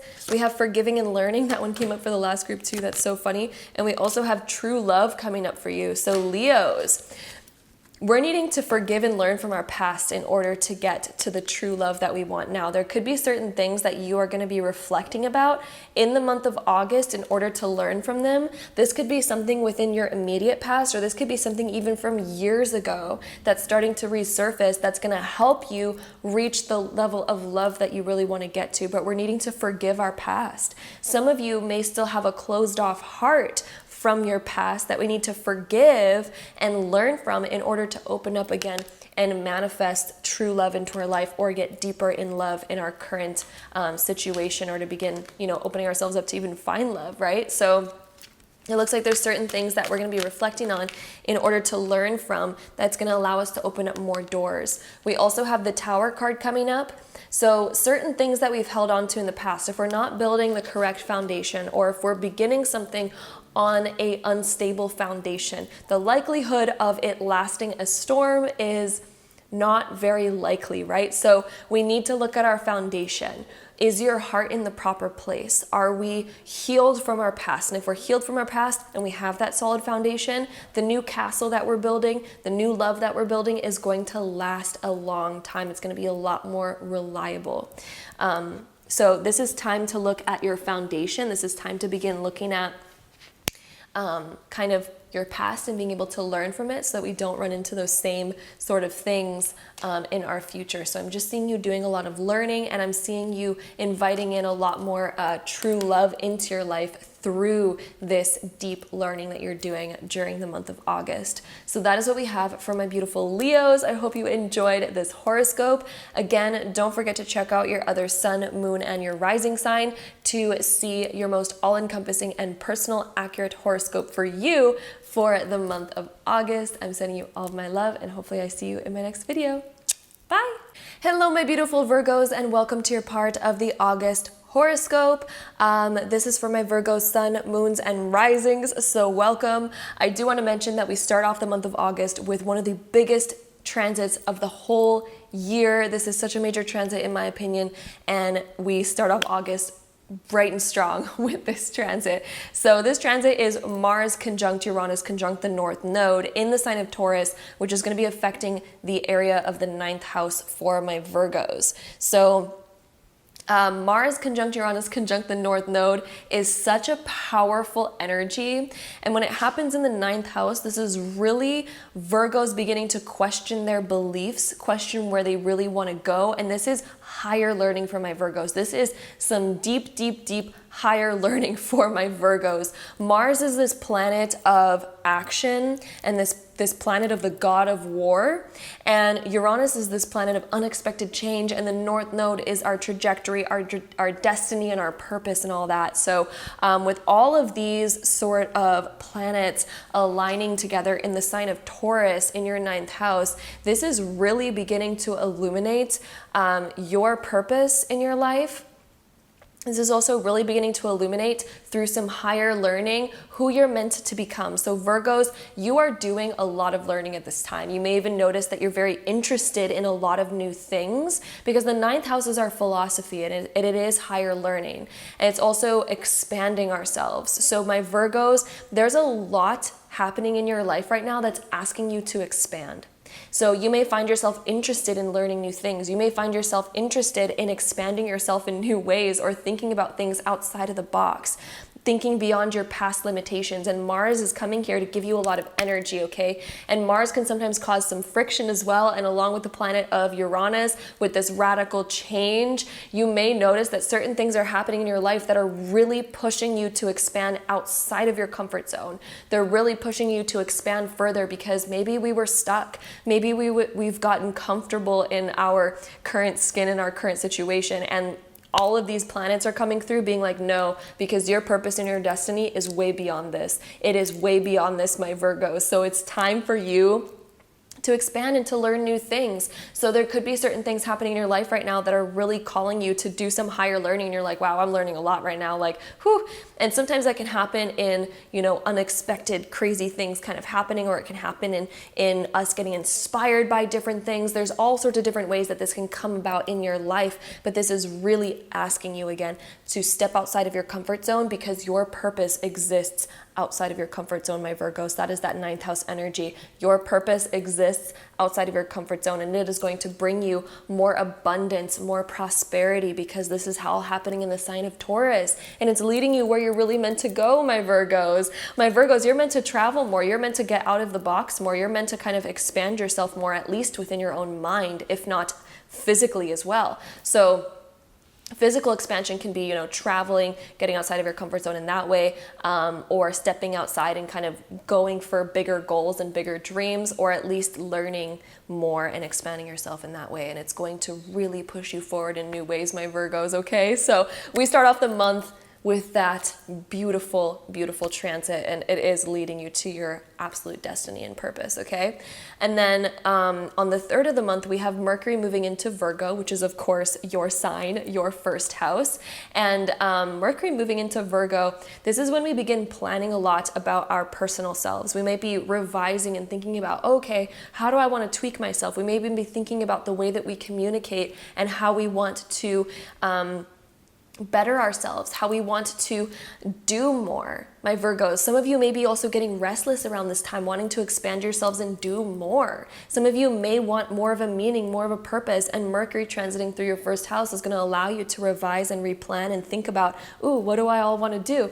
You also may find yourself really busy around the beginning of August because Mercury brings with it a lot of energy and a lot of busyness and a lot of quick, fast-paced stuff coming in. Then on that same day, we also have Venus trine Neptune. Venus is in Cancer, Neptune is in Pisces, and this is happening in your 11th and 7th house. So this trine, the trine between Venus and Neptune, is such a beautiful transit. It is one of my favorites. and both of these happening in the 11th and 7th house, this deals with your friends and your relationships. So this is you getting in alignment with what are the friends and relationships that you really want in your life, okay? My Virgos, what are the people that you really want in your life? Start visualizing and imagining that, and it's time for us to start moving forward towards that with this Venus trine Neptune. You're gonna notice that friendships that are really meant for you are gonna start getting stronger around this time. They're gonna look a lot more beautiful around this time. And relationships and friendships that are not meant for you are gonna begin falling out of your life, but this is all for the best, okay? So around this time, you may notice more closeness with particular people in your life that are gonna leave a really big impact, and they're gonna be really important for the years to come. On the 8th of the month, we're going to have Venus oppose Pluto. So Venus in Cancer, Pluto in Capricorn. This is happening in your 11th and 5th house. So this is about your passions versus your friendships. Are you aligning yourself to the people that support you in the area and trajectories that you want to go in? Or are we hanging around people that actually match who we really are? Because the 5th house is about your passions, my Virgo. What are you truly interested in? What do you truly love? Are we hanging around people that are opposite of us and are bringing us out of ourselves, and we're needing to be somebody else in order to be around them?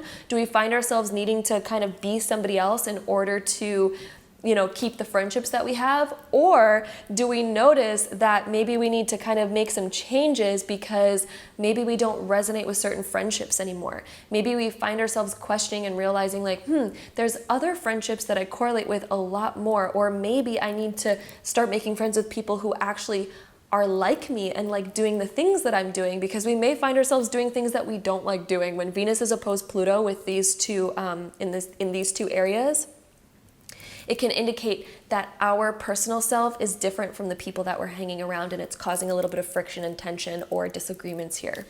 And then on the 11th, we're going to have a full moon in Aquarius, which is in your 6th house. And the full moons are closing out old chapters. And being in your 6th house, this is time to close out old chapters in with your routine, with your schedule, with even your health too. This could be closing out old chapters health-wise. So there could be like a closing of a book, the finalizing of something. We're finally done with maybe a certain health chapter in our life, and we're opening up a new chapter for ourselves within our health or our well-being, our vitality, our routine, our schedule.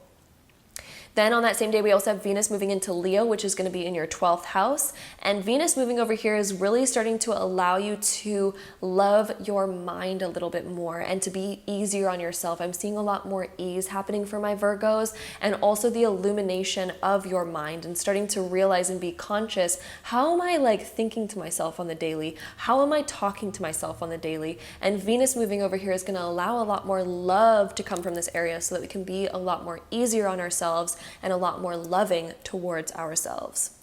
Then on the 18th, we're going to have Venus trine Jupiter, which is also another one of my favorite transits. So Venus in Leo, Jupiter in Aries, and this is going to be affecting your 12th and 8th house.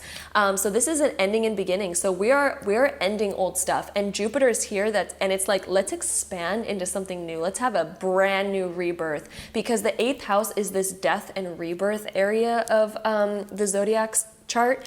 And with this death and rebirth energy, with Jupiter being in there, Jupiter really wants you to expand. This is Phoenix rising from the ashes type of energy. So you may notice massive transformation happening around this time, and it's really going to call you to propel forward and to expand yourself in a brand new way, while it's also trining Venus in the 12th house. So this is mentally, you are the Phoenix rising through the ashes, especially mentally, in the month of August. And it's going to really allow you to see the world in a new way, and also to communicate with yourself in a new way, and to expand into something brand new. It's a renewal of your mind. It's a renewal of who you are, and to be able to expand that more into more abundance and more love and more fun emotions.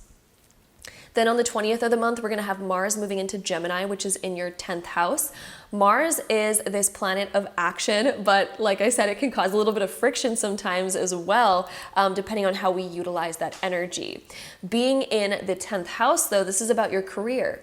So my Virgos, you may notice a lot of energy kind of happening around your career life during the month of August, especially around the end of August. There may be a lot more energy coming in or a lot more things coming in where we're noticing we're having to take action a lot more, but we may also notice some friction in this area. So if we're not utilizing that energy properly, if we're, letting things slide or not taking action on the things that we're meant to take action on, we may notice some friction coming up. We may notice that maybe somebody's getting a little bit annoyed with us, or maybe we're noticing that we're getting a little bit annoyed with ourselves because maybe we're not doing all the things that we are promising ourselves that we're going to do. So Mars comes through and it only ever causes friction when we're not utilizing the energy that it's giving us. So it's almost like taking a plug-in. If I plug in my phone to something, right? And if I give it too much wattage and my phone's not utilizing that wattage, it's going to cause some problems, right? It's going to cause some like imagine sending a burst of energy through there. The technology is going to have a hard time dealing with that, right? So if you're noticing any anxiety around the end of the month as Mars moves into the 10th house for you, if you're noticing any anxiety around work or things like that, it's because we need to utilize the energy that Mars is giving us. We're needing to take a little bit more action, but obviously think things through first, but utilizing that action so we can let off some of that steam. So if there's things that you really want to work on, things that you need to work on, energy that you need to release, finding ways to actually let off that steam and utilize that energy is going to be very beneficial and allow Mars to really do its job and work for us rather than against us. Then on the 24th of the month, we're going to have Uranus retrograde in the sign of Taurus in your 9th house. So for the past 1 to 2 years, my Virgos, you've been going through a time of really doing some unexpected higher learning. There's been some unexpected things that have happened for my Virgos in the past 1 to 2 years that have been really calling us to expand out and to learn a lot more. But Uranus, when it goes retrograde, it's asking us to learn and revise because certain things may not have turned out exactly how we wanted them to, and maybe we're needing to tweak certain things. So Uranus going retrograde, we're needing to tweak some stuff in order to get it back into alignment with something that is able to flow for us. So this is happening in your 9th house, which is about travel. It is about philosophy. It is about higher learning. So all the different things that we're learning, whether that be through relationships, through career, through this, through that, the way that we're expanding ourselves, we're needing to do some revisions so that we can actually expand ourselves into who we want to be rather than expanding ourselves backwards. Because my Virgos, the best way that I can explain this is, for example, if we go through a situation and it's a huge learning situation. So for example, if we're like in a relationship and we run into major problems, but then we end up learning from those problems, we can go one of two ways, right? We can either go backwards and give it some sort of meaning that restricts us more, but obviously, we're still learning, it is higher learning, but we went in the wrong way, right? So Uranus going retrograde allows us to revise our choices so that we can go the right way. So then instead we can take this higher learning, we can be like, oh, let me improve myself and open back my heart up a little bit rather than closing down, because obviously we're going to run into more issues if we do the latter, right? If we close back down, we're going to run into some more issues. So Uranus is going retrograde in the 9th house, and it's going to be allowing you to review and revise all those different lessons that you've been learning over the past 1 to 2 years of your life. So Uranus is giving some beautiful blessings here, and it's going to change up your life a lot through this higher learning that you're going to be doing. You're going to be able to revise things in order to work for you rather than against you. And then on the 25th, we're going to have Mercury entering Libra, which is in your 2nd house. And this is going to be replanning your finances in order to get your finances more balanced. So Mercury going into Libra, Libra is the zodiac sign of balance, of course, and fairness and equality and balancing things out. Being in the 2nd house, this can deal with our resources, such as our money, our energy, our vitality, our material world. So we're finding more balance in this area. And we may even be thinking about like, ooh, maybe I want to learn a little bit more about this in order to balance this out a little bit more. Maybe I'm wanting to get a side job in order to balance this out. All sorts of different things can be coming up at this time for us to expand things a little a little bit more and to kind of plan them a little bit more so that we can expand them in the future. Then on the 27th, we're going to have a new moon in Virgo, which is your sign, my lovely Virgo. So this is going to be happening in your first house.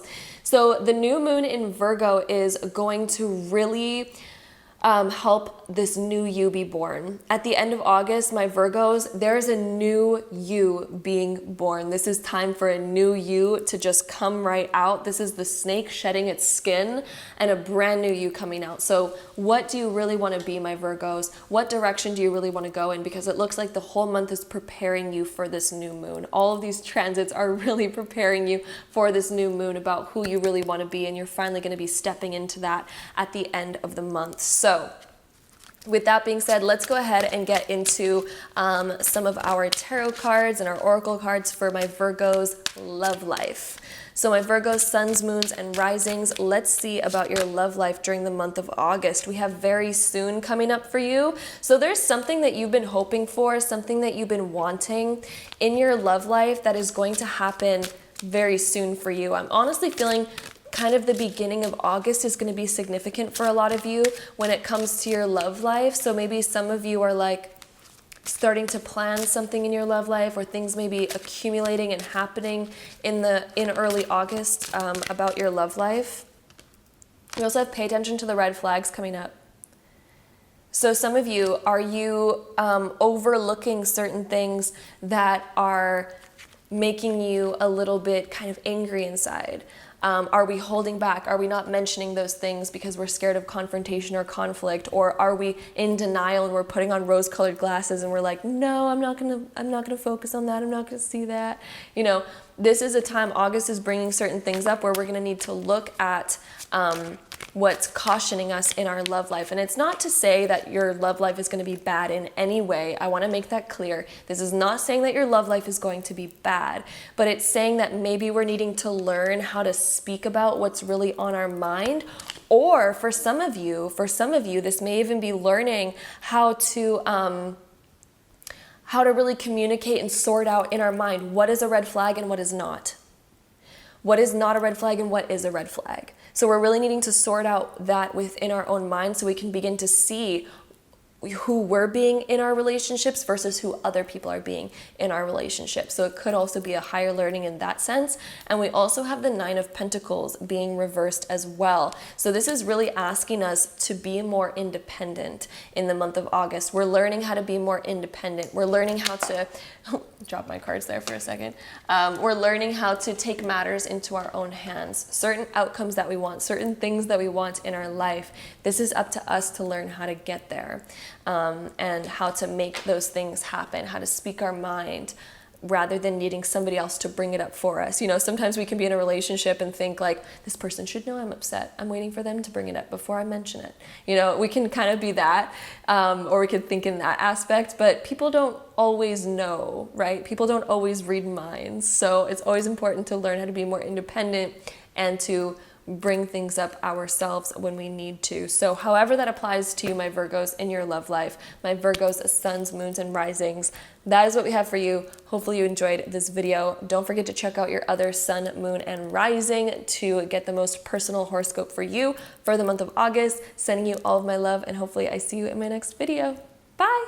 Okay, so my beautiful Libras, welcome to your part of the August horoscope. So this is for my Libra sun, moons, and risings. We start off August with one of the biggest transits of the entire year. This is going to be affecting everyone, the entire collective.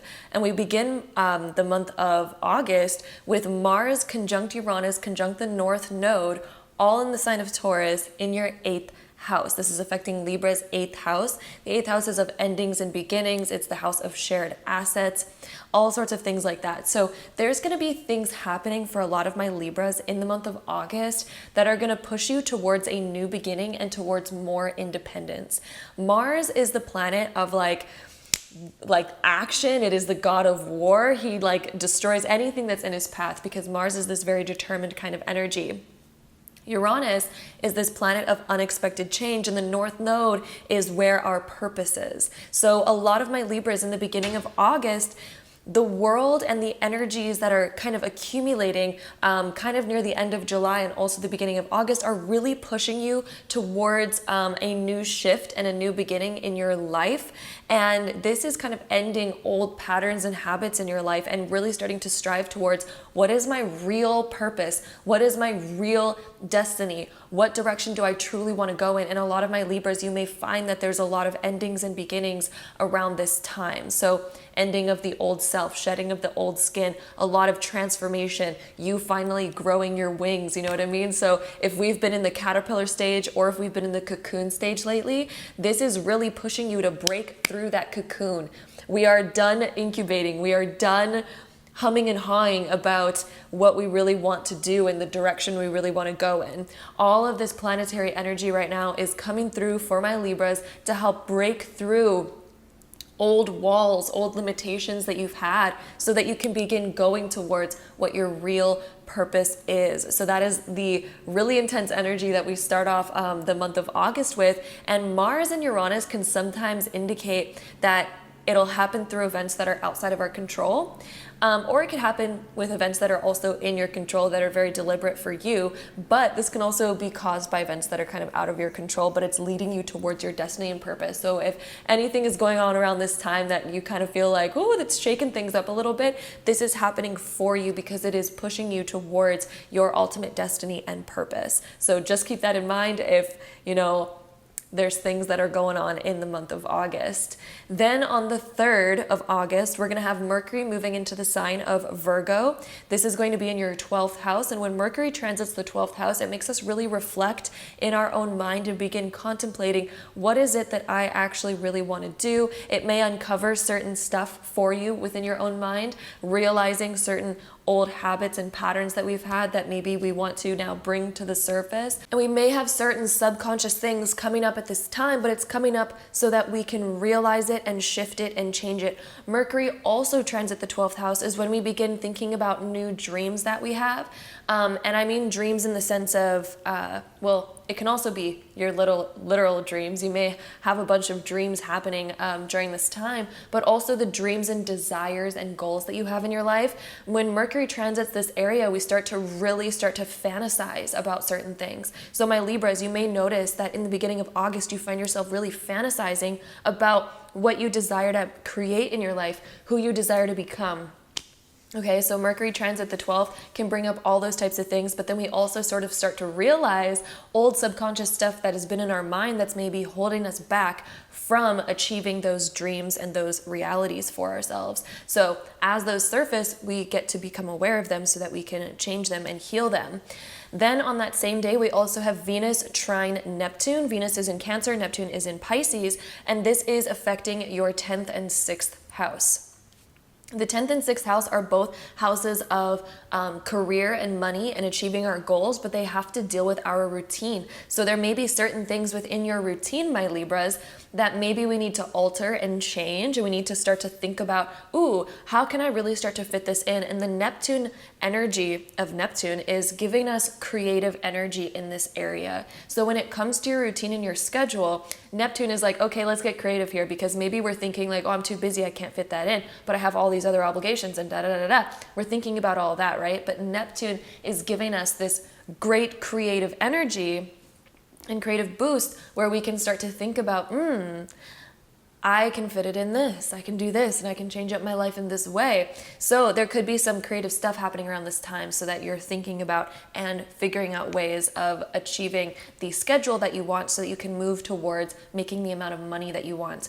A lot of my Libras, the fact that we also have Venus transiting your 10th house, this can indicate that we are beginning to save our money a lot more, because Venus in this area, especially in the sign of Cancer, deals with our savings. And so a lot of my Libras, you might be thinking about, I desire to save my money a little bit more, or I want to create some more security for myself. Venus can also indicate that we are getting more money in a certain way, like maybe there's all of a sudden a side job that we have, or maybe we're thinking about different creative ways of creating more abundance and more security in our life. Some of you may also be dreaming up creative projects. So some of you with Venus and Neptune trining each other in the 10th and 6th, may come up with a new creative project or something that you desire to work on within your career. There could be something that you're like, ooh, I really want to start doing that. And that can really come up around this time.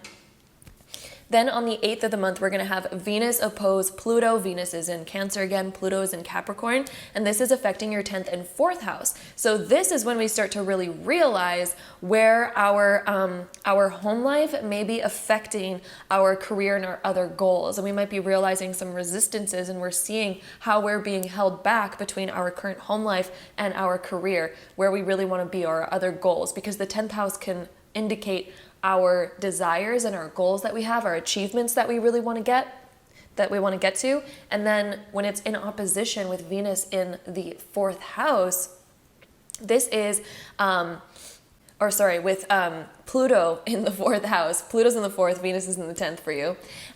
With Pluto being in your 4th house, this is telling you and kind of bringing up an energy that certain things need to change around our home. So maybe we're realizing that we need to transform our home in some way to allow us to actually get to the goals that we're wanting to get to. There's certain transformations that may need to take place. So maybe we're realizing like, oh, I need to start to work from home. Therefore, I need to change up this environment to have more space or accommodate this or such and such. You know, there's certain things that will come up between your goals and your home life where there's going to be some transformations that need to take place in order to accommodate the new goals that you have in your life.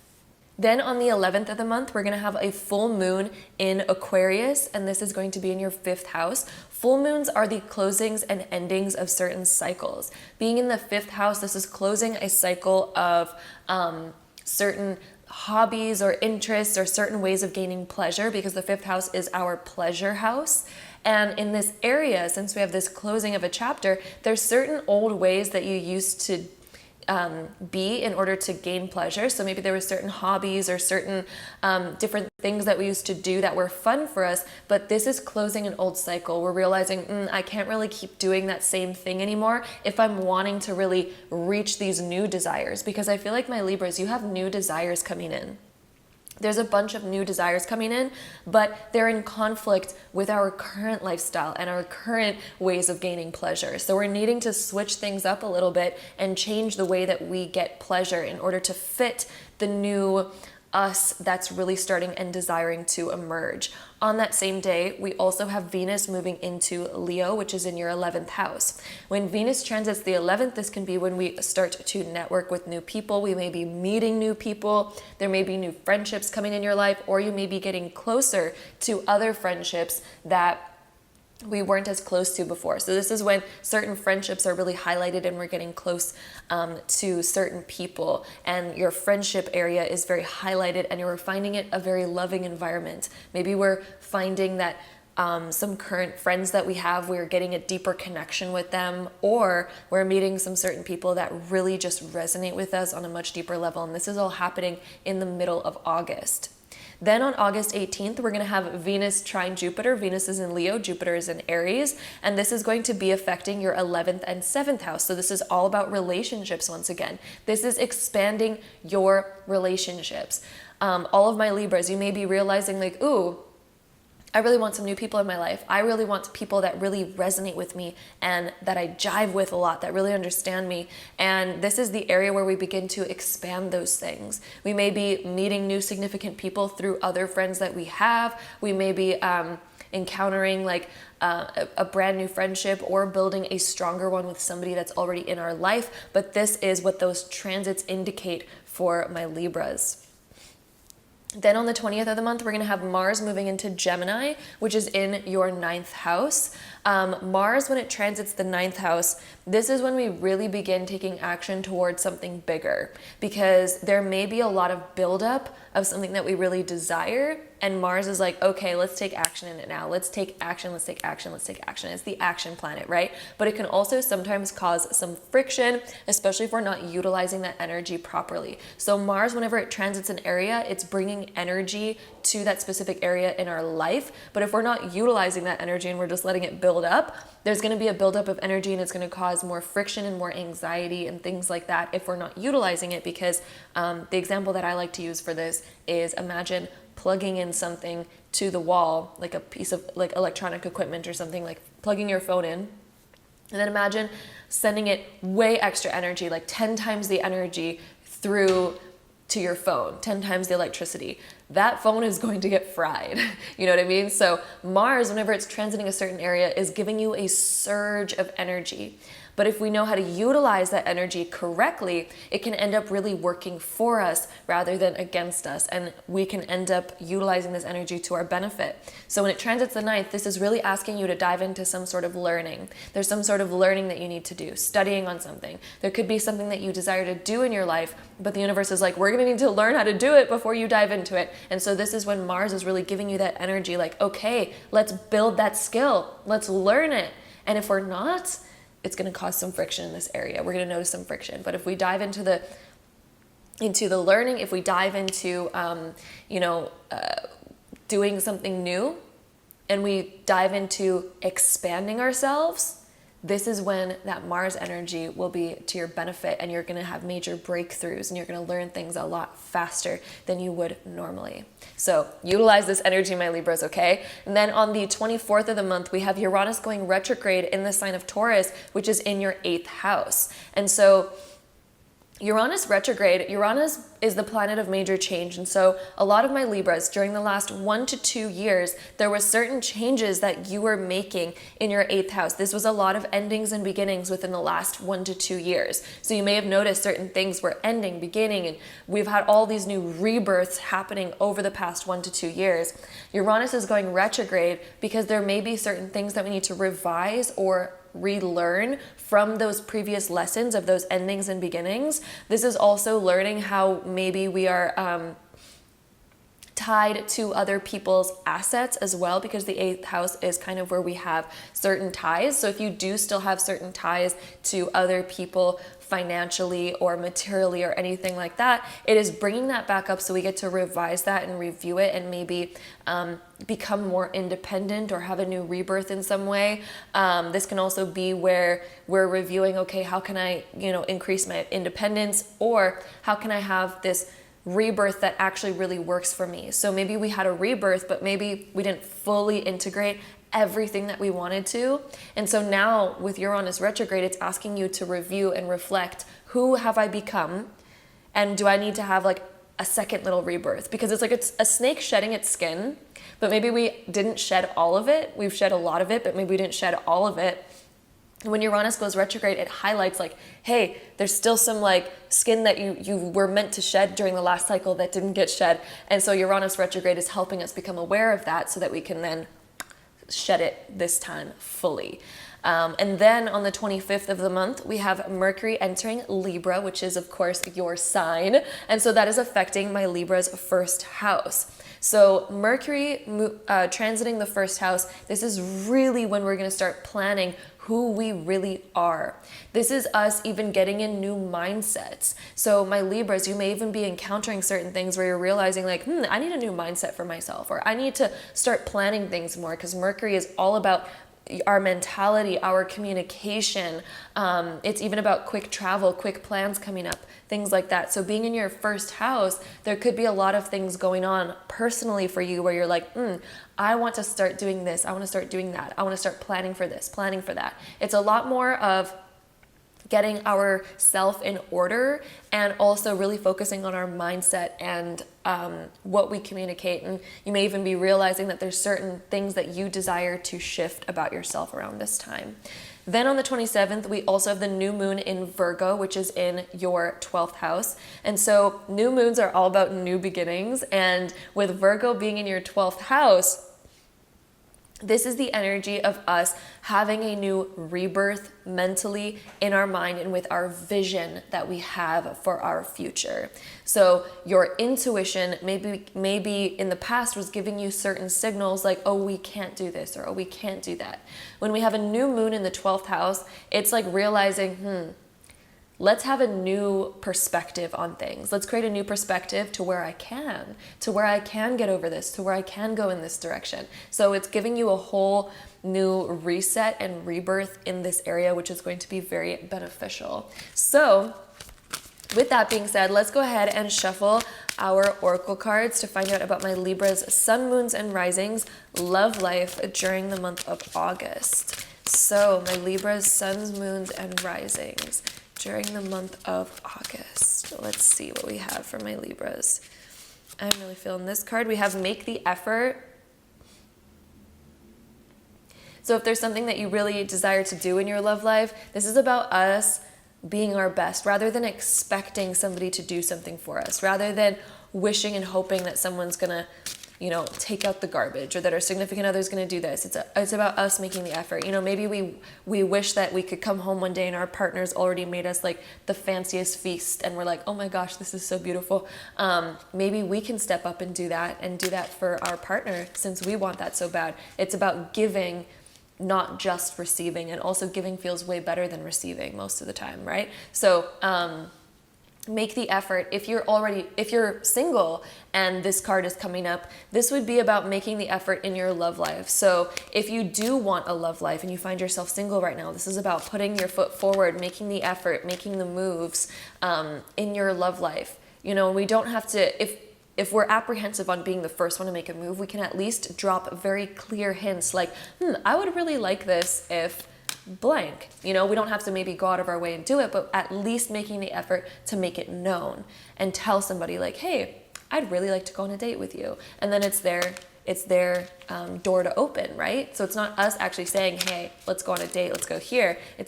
But we could at least say what we desire and what we would like, right?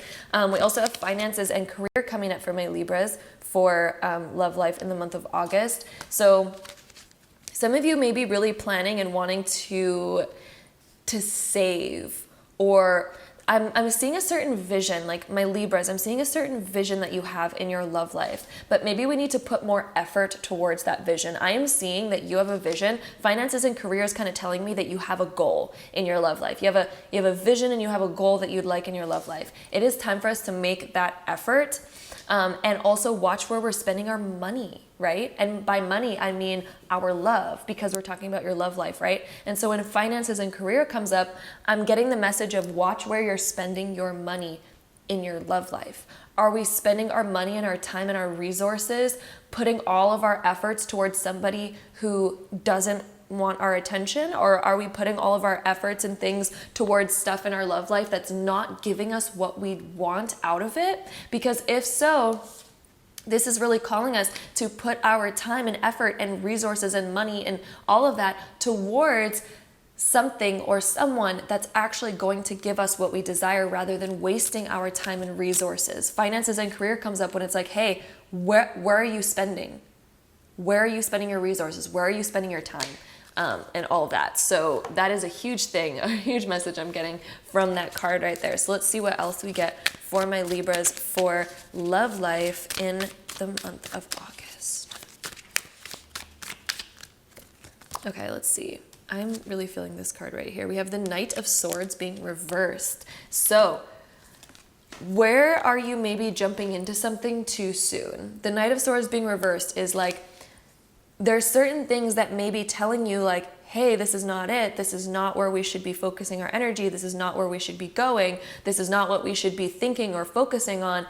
We need a new perspective. There's something that you need a new perspective on within your love life, my Libras. In the month of August, it's going to really benefit you to focus on what do I exactly want versus what I don't want, and what direction am I currently going in, right? So if we're angry about something, are we focused on the anger and focused on like, or, you know, maybe we could focus on like, what's the outcome I do want? And how can I put my best foot forward and express myself truthfully and honestly and authentically, but from a place where I know it's going to lead to the outcome that I'd rather have rather than creating more friction, right? Or, for example, if some of you are single and kind of spending time with somebody who doesn't want the same things as you, because this is kind of what I'm seeing here with this finances and career and make the effort and Knight of Swords being reversed. There's certain things that are maybe not going your way, but why are we still charging upstream? It's like a salmon swimming upstream, right? Why are we still charging in the wrong direction?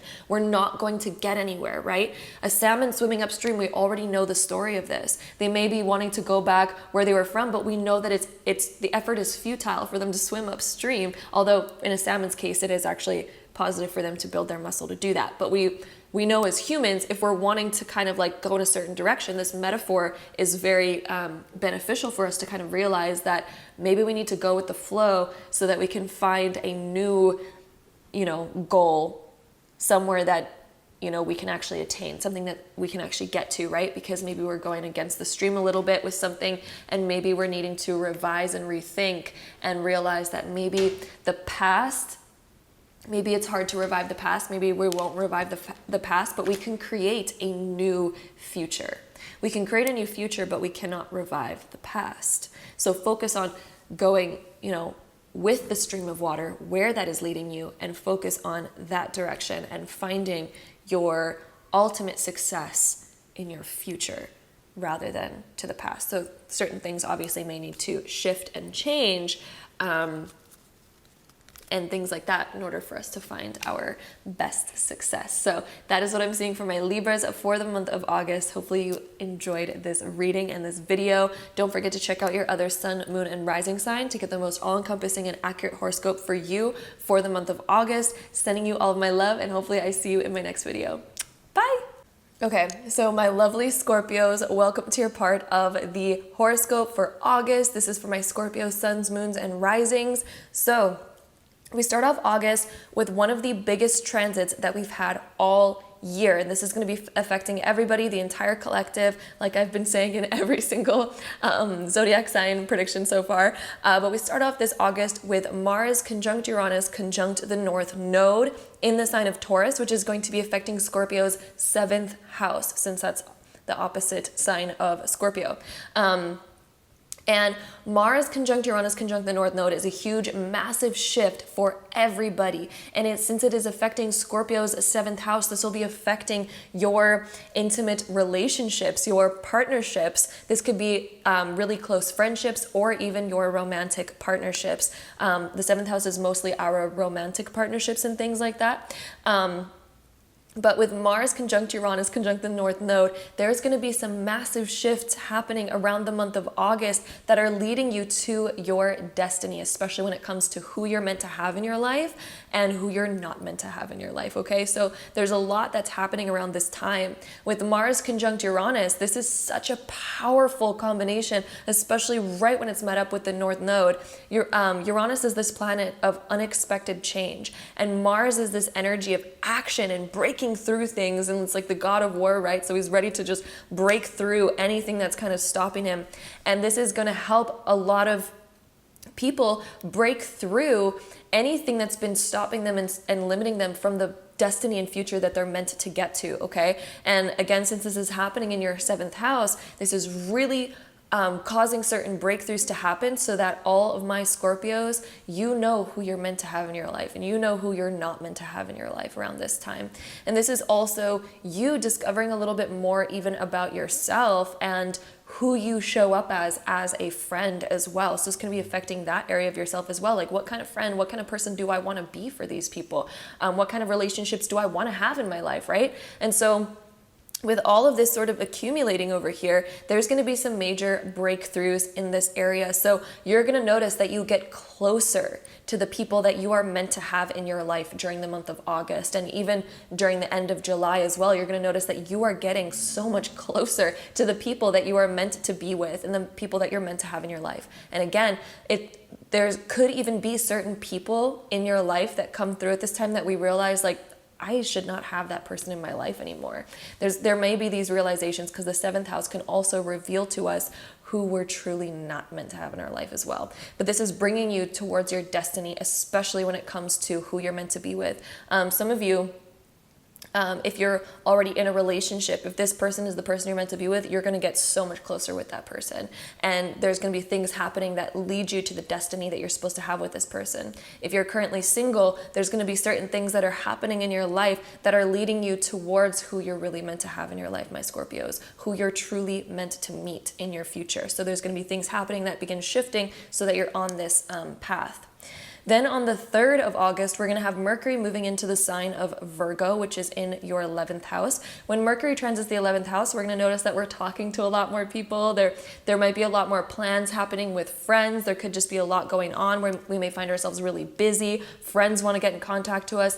Friends want to start seeing us more often. So when Mercury transits this area, we're realizing that maybe we even want to make more time to see friends. Maybe we're realizing that we want to make more time to see the people that really matter to us and to create these really special friendships. Then on the same day, we're also going to have Venus in Cancer trine Neptune in Pisces. And this is happening in your 9th and 5th house. So this deals with your pleasure and desiring to expand. So with Venus in the 9th house, when Venus transits this area, this is creating a lot more love and harmony and even expansion within your money as well, because the 9th house is the house of expansion and learning new things. And with Venus here, we may be learning new things about love. We may be learning new things about money and finances and how we want to grow that and how we want to create more abundance and beauty in our life.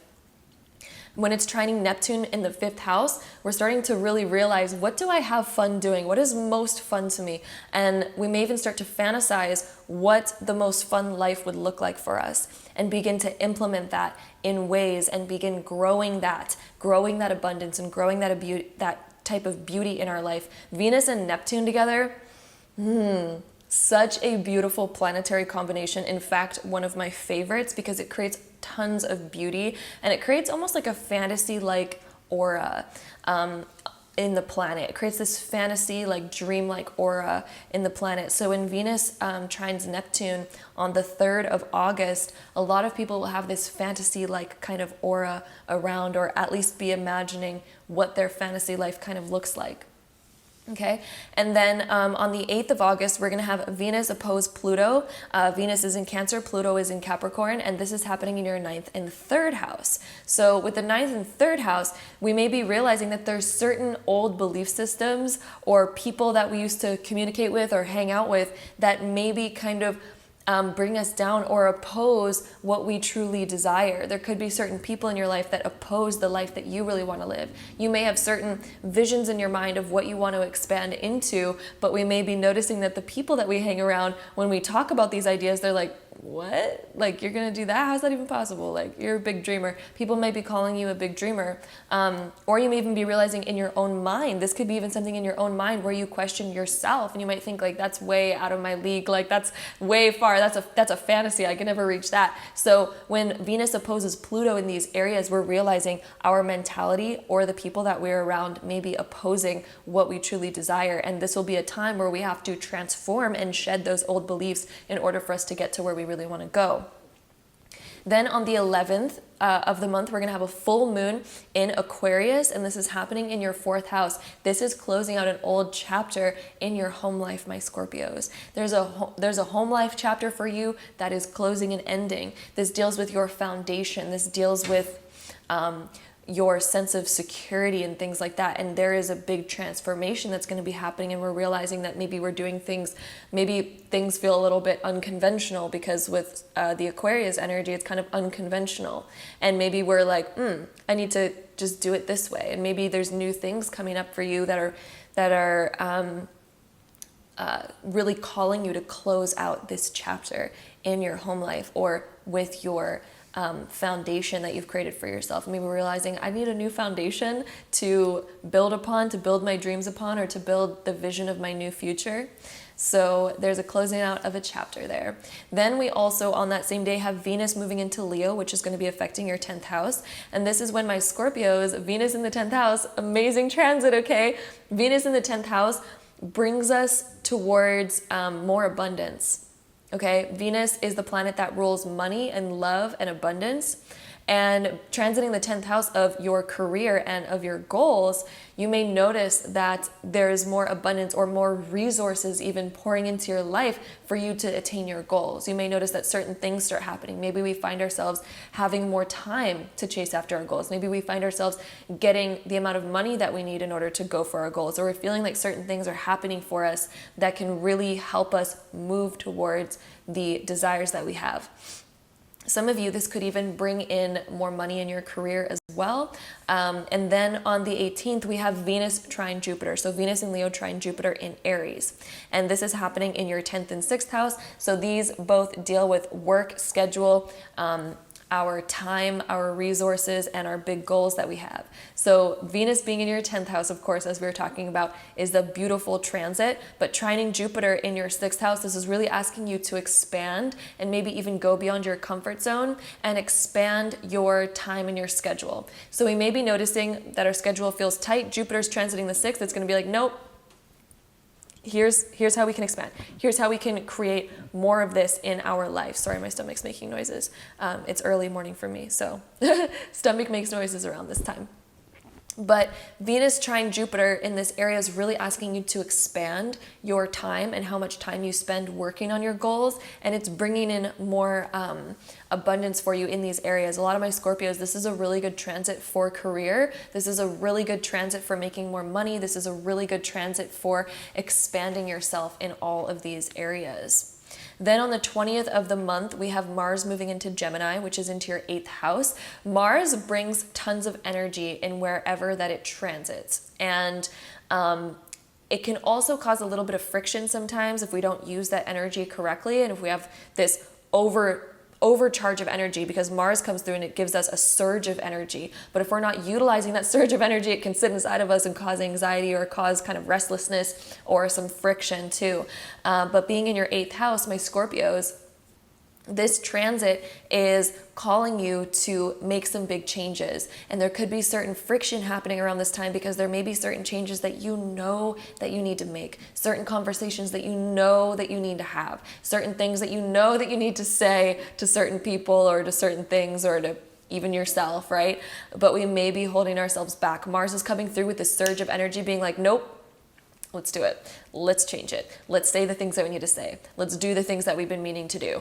And Mars is coming there with that surge of energy. And I'm telling you right now, my Scorpios, if you do not make these changes, we're going to be holding that energy inside, and that causes a surge of things to happen. And again, it can cause other friction because Mars is really calling us to do those things that we say we're going to do. Take the action that might feel a little bit uncomfortable, but we know we need to take that action, make those transformations. It can be a little bit hard, but we know that we need to do it. So that is happening around the end of August there. Then on the 24th, we have Uranus beginning its retrograde in the sign of Taurus, and that is beginning its retrograde in your 7th house. So this is realizing that over the past 1 to 2 years, my Scorpios, there could have been certain things happening in your life over the past 1 to 2 years, certain changes that have been happening in our life, especially around our close friendships and relationships. There's been some certain changes happening around this area. When Uranus goes retrograde here, this is calling us to overlook or revise or review kind of what those choices were that we've made, and we're maybe realizing like, maybe that wasn't such a good idea to do that, or maybe I didn't bring up certain things in these conversations, and these relationships don't have the proper boundaries that they need, and I've realized that this in relationships, and you're realizing a lot of stuff happening in relationships lately, Scorpio, and this is really calling you to review and revise, is the Uranus retrograde. So we may need to review how we've been in our relationships, and maybe, you know, we've overlooked certain things. Maybe we've let certain things slide that shouldn't have been let slide. And we're needing to review that and revise that by the end of August. That's going to be something that comes up to be really prominent. And Uranus retrograde lasts a little while, so this is going to be something that kind of is going to be occurring over the next couple months. And then on the 25th, we have Mercury moving into the sign of Libra, which is in your 12th house. And when Mercury transits the 12th, this is starting to balance out our mind a little bit more so that we're not just thinking fully negative thoughts. We're not just thinking like, you know, completely happy-go-lucky either. But with Mercury transiting the 12th, this is really calling us to have more balance in our mind. This is calling us to really think about, what are the thoughts that I tell myself every day? Are they in balance with who I am and what I desire, or are they out of balance? Am I being a good friend to myself mentally, or am I being a negative friend to myself mentally? You know, and if we don't have that right balance, it's obviously going to not be so good. So Mercury transits this area, and it really calls us to really think about who we're being to ourselves. And maybe we need to revise that a little bit. This is also when we can start planning out and taking small action towards different dreams and goals that we have as well, and starting to plan those things out.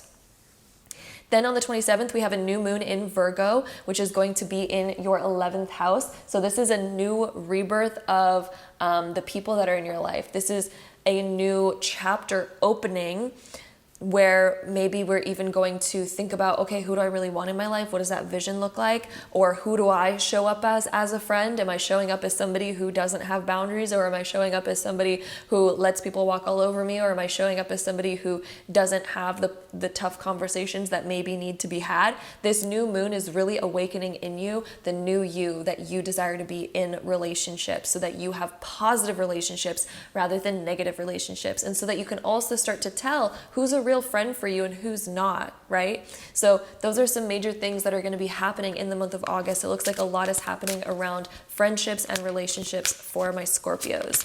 So with that being said, let's go into our oracle cards to find out my Scorpio suns, moons, and risings love life for the month of August. So let's see. We have passion coming up. What are you truly passionate about, Scorpio? What are your true emotions? I'm also seeing like awakening passion within you during the month of August. So some of you are realizing what you truly want to experience in your love life and asking yourselves the important questions of like, how do I create that? We also have engagement. Are we engaging enough in our love life, or are other people engaging with us enough? Do we have enough, like engagement between two people?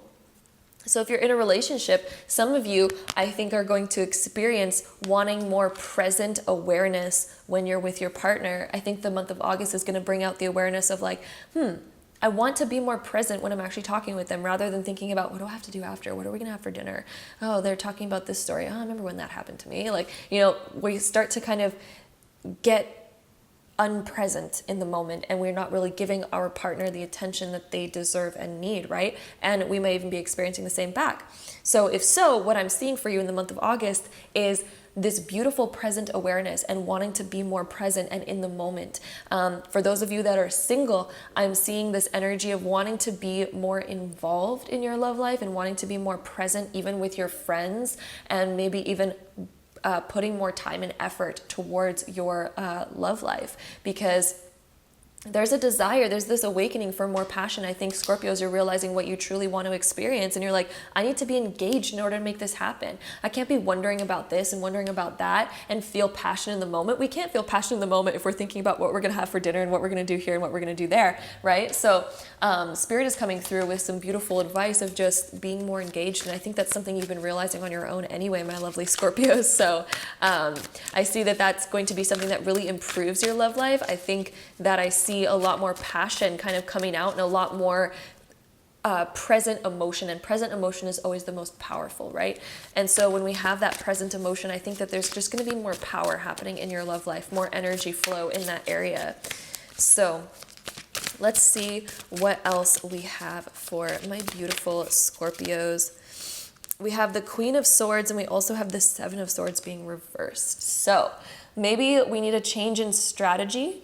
I see definitely a change in strategy in order to get what you want, Scorpios. A change in strategy. So rather than trying to get what you want by hinting about it in small little subtle ways, that's why I have Seven of Swords being reversed, rather than hinting about it in small little subtle ways and being like, hopefully they'll figure it out. Like, I said that I was hungry. Hopefully they're going to figure out that they should make dinner.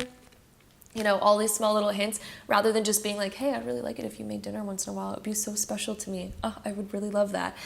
So no more of these small hints. We're needing to be more direct. That's why I have Queen of Swords upright. So this is, the month of August is about being more direct about what you desire and what you want, and being more engaged in the present moment is what I see for my Scorpios during the month of August. And I feel like it's going to improve your love life so much. That is why we had the Passion card coming up. This is going to improve your love life so much, to be more present, and also to not beat around the bush, to be a lot more direct with your communication, speaking about what it is you really want, and also having more boundaries up in your love life as well, when it comes to like setting boundaries. So if you're single and maybe we've been spending time or giving our time to people that don't want a relationship, and maybe we do, this is also about being more direct and having those proper boundaries, because if we don't set proper values and boundaries, we're going to let anything happen. And then where's our love life going, right? We need to have direction. We need to have boundaries in order to stay on the path that we truly desire.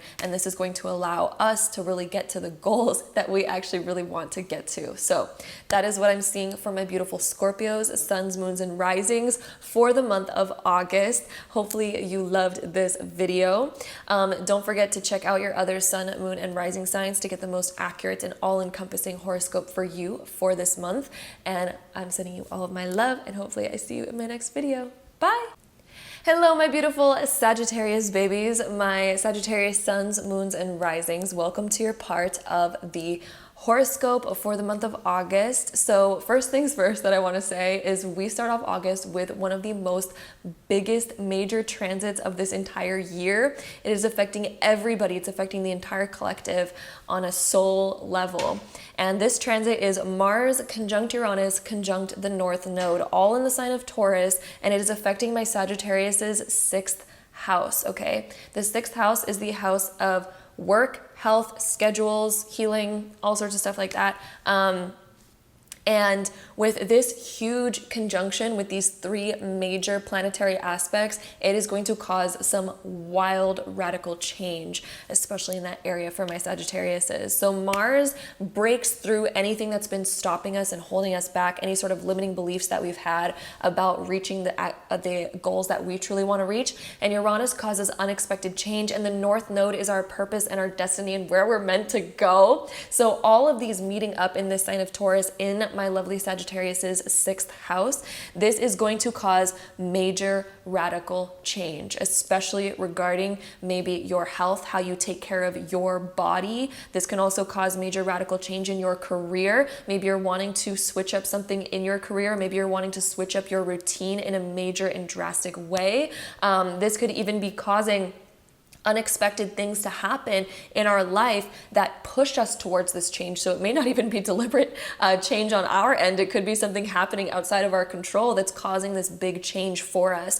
But it's all starting to begin and accumulate at the end of July and the beginning of August. And all of this energy is going to start sort of happening. And even if you don't feel it in the moment, even if you're kind of like I don't really see that happening right now, trust me, it is happening, it is accumulating, and you're going to see it over time, because this energy usually builds more and more kind of over time, and this is the beginning sort of initiation window of this new energy. So all of my Sagittariuses, there's going to be a brand new doorway opening for you in your destiny and where you're meant to go, especially in terms of your career, your routine, your money, even your schedule, your habits, your health, all sorts of things like that. So my Sagittarius it is time to focus more on your health, your well-being, and what habits support that, what habits don't support that. So this is time to really cut away habits that don't support where you're truly meant to go. And a lot of you may notice that you have a new desire in this area as well around this time. On the 3rd of the month, we have Mercury moving into Virgo, which is going to be in your 10th house. And when Mercury moves to the 10th house, it can cause a lot of busyness in that area, and it can cause a lot going on. So in terms of your career, your goals, responsibilities, and things that you have to do, there's a lot going on. And you may even hold yourself to a higher standard around this time. And you may even be planning yourself, like, oh, what do I need to do in order to reach my goals? And you might add on a lot to your plate around the beginning of August. You might be like, I really want to get on the money with this. I really want to like start pushing this forward. I really want to start doing this. And this is that Mercury transit 10th house energy, especially being in the sign of Virgo. This is really starting to get you in that planning mode and taking action on certain things in your life. Some of you around this time may even notice that there is short travel coming up for you, or just a busyness in general. And then we also on the same day have Venus trine Neptune, and this is one of the most beautiful planetary aspects. I love Venus and Neptune, especially their energy together. It's a very beautiful energy. Venus is in the sign of Cancer, Neptune is in the sign of Pisces, and this is affecting your 8th and 4th house. The 8th house is the house of endings and beginnings and major transformations. It's also the house of shared assets and passionate sexual kind of energy. And then it is trining Neptune in your 4th house. And the 4th house is our foundation and our home life. So when Venus trines Neptune here, a lot of you will be getting more passionate, especially around your home life. A lot of you may feel like, I want to make my home life more beautiful. I want to make it more what I envision. So some of you may be even doing home renovations around this time. Some of you may be wanting to just buy certain things to kind of decorate your home a little bit more. Some of you may just be desiring to change things around a little bit in order to make it more personalized and more you. And this can also be where we're focusing more on our fantasy picture of what we really want to create in our future, because Neptune is that fantasy planet, okay? And so, but it is also the planet of dreamlike energy. Okay, so your dreams may be more kind of vivid around this time as well, especially with its trine over to Venus. And you may be picturing like how you want to transform, and maybe there's certain transformations around your home that you want to take place in as well. Then on the 8th of the month, we're going to have Venus oppose Pluto. So Venus being in Cancer and then Pluto being in Capricorn. This is an opposition in your 8th and 2nd house. And we may be realizing that we need to change certain things around our finances, around our savings, or around our material world in order to meet the desires and the transformations that we want in our life with this Venus 8th house energy. There are certain transformations that you desire. This could even be personal transformations dealing with your aesthetic, how you view yourself, your own personality, your persona. This could be the beauty that you have around you, how you see the world, your perspective. This could even be transformations around your money, because the 8th and 2nd house are both money houses. They both deal with money. One of them deals with your assets, and one of them deals with shared assets. So some of you may be reliant on maybe somebody else for money, and if that's not the case, then that's fine. Or we may just have certain ties or something.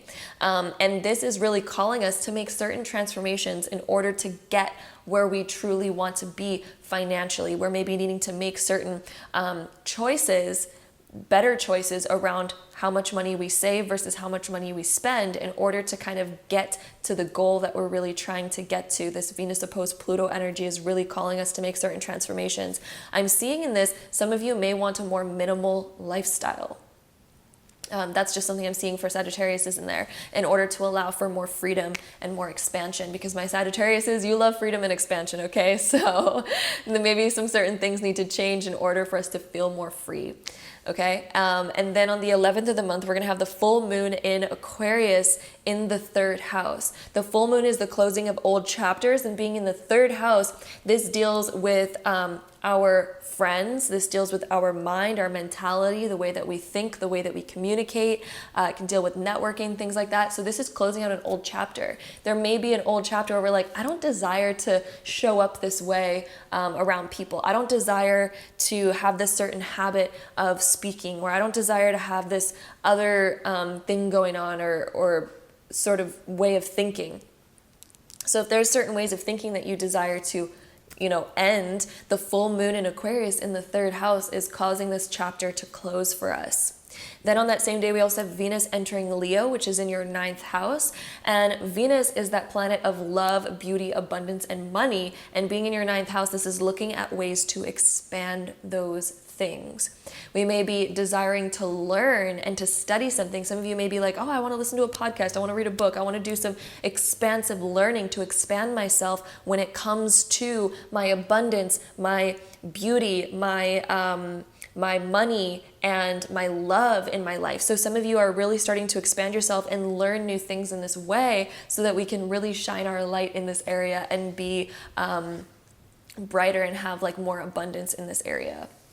Then on the 18th, we're going to have Venus trine Jupiter, which is another beautiful transit. So Venus is in Leo, Jupiter is in Aries, and this is happening in your 9th and 5th house. So with Venus in Leo, Jupiter in Aries making this beautiful trine in the 9th and 5th, this is really calling you to expand what you love doing. So my Sagittarius is, what do you love doing?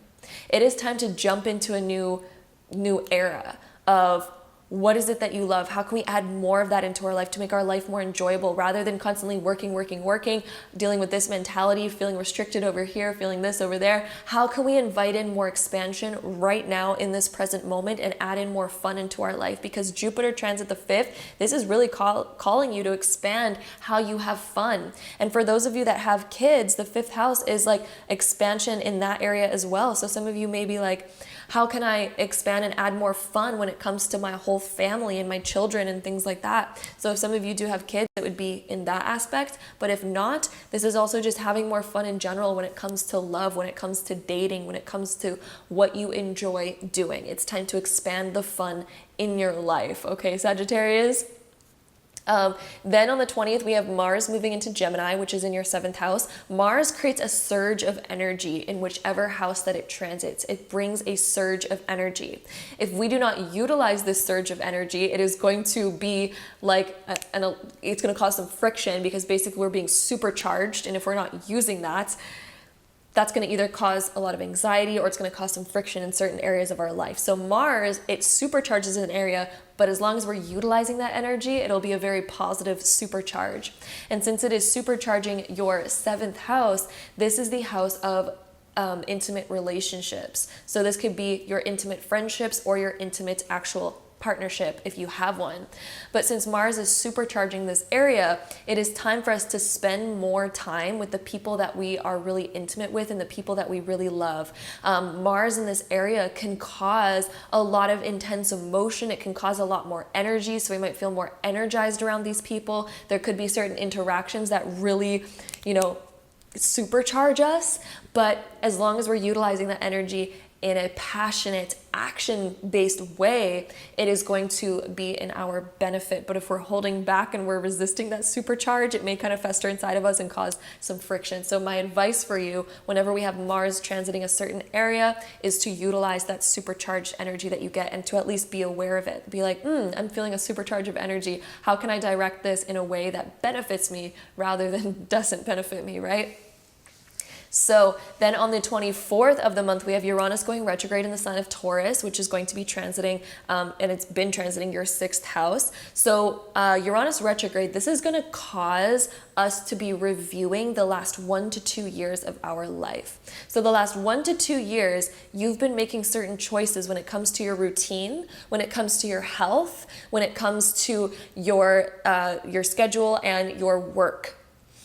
And Sagittarius there's been certain changes that you've been making, which have been very positive, but Uranus going retrograde here is causing us to review which areas have we been lacking in, which areas have we been maybe we didn't bring them to their full potential or their full fruition. Maybe we've been thinking about things, but we didn't fully make that shift or change. Uranus retrograde is going to ask us and call us to begin reviewing these things so that we can make those proper changes. Maybe we went on a certain diet plan, for example, and maybe we found that we didn't stick to it, or maybe it didn't work for us, and maybe it's because we didn't do enough research into it or whatever. And Uranus retrograde is that moment going over your 6th house of like reviewing that and then revising it so that it does work for you this time. So if some of you have been making certain health goals, health plans, diet plans, schedule plans, routine plans, career plans, this is now time for the revision, for us to revise those areas so that it can actually become what we really wanted it to become, right? So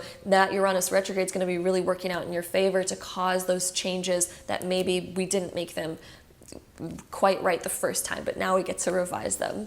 Then on the 25th, we're going to have Mercury moving into Libra, which is going to be transiting your 11th house. And Mercury transit the 11th, there could be a lot more going on with friends. We might be hearing from people more. We may be trying to balance out our friend time and trying to figure out how we can make that more balanced. So Mercury moving over here at the end of the month is going to really call my Sagittariuses to be more balanced in this area, but we may notice that a lot of people are trying to make plans with us by the end of the month.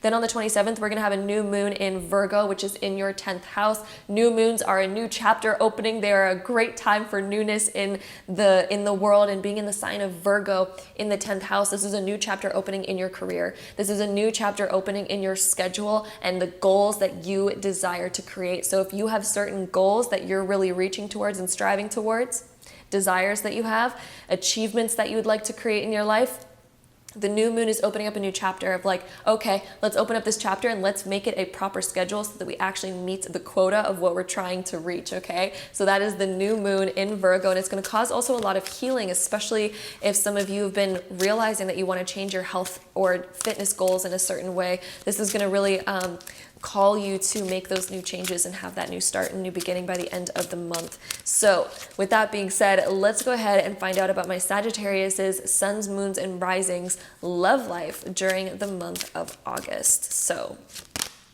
we have very soon coming up, and we also have separation coming up. So some of you, one thing I'm kind of seeing is taking a little bit of a time to reflect. The separation, I don't see this as like a breakup. I'm not seeing this as things like that, but I'm seeing that there's a certain goal that you desire to maybe reach in your love life, and maybe taking some time out to reflect, like, what have my actions have been lately, and what actions could I maybe take in order to reach those certain goals that I'm really wanting to create. Maybe we need some time to reflect and realize, maybe what do I need to shift in my life so that I can begin reaching the goals that I really want to. And I honestly think that very soon there's going to be a certain thing happening in your love life where look at me in the morning. I've just been not cutting those things out. Usually when I'm recording a video and like I either like burp or hiccup or like my stomach makes noises, I'll usually like go back and like cut those things out. But lately I've just been like, nah, let's just leave it in. Like, who cares? It happens to everybody.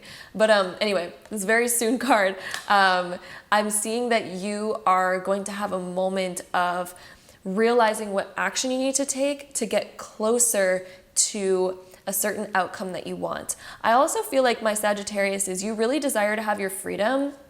I know as Sagittariuses, they really desire to have a sense of freedom in their love life. And so sometimes we can tend to pull ourselves back, or we can tend to be avoidant sometimes in our love life, or we can tend to detach from certain things. But I'm really seeing that August is calling you to be more loving and to not back away when certain things get a little tough, or to not in your mind at least, because sometimes we can have not necessarily an avoidant attachment style, but sometimes we can have an anxious attachment style.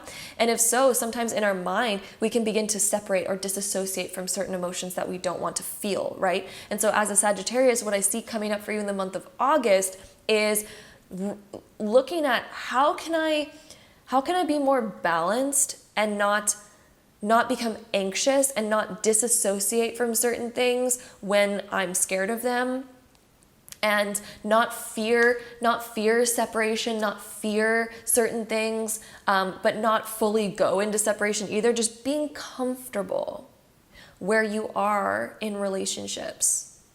Where are you in relationships? If somebody's taking a super long time to text you back and we're feeling that separation, I honestly think very soon you're going to have the cure to that separation. But the month of August is really starting to be secure and grounded in yourself, to the point where, you know, we just trust. I'm seeing this trust. I'm seeing the universe telling you to trust more, Sagittarius.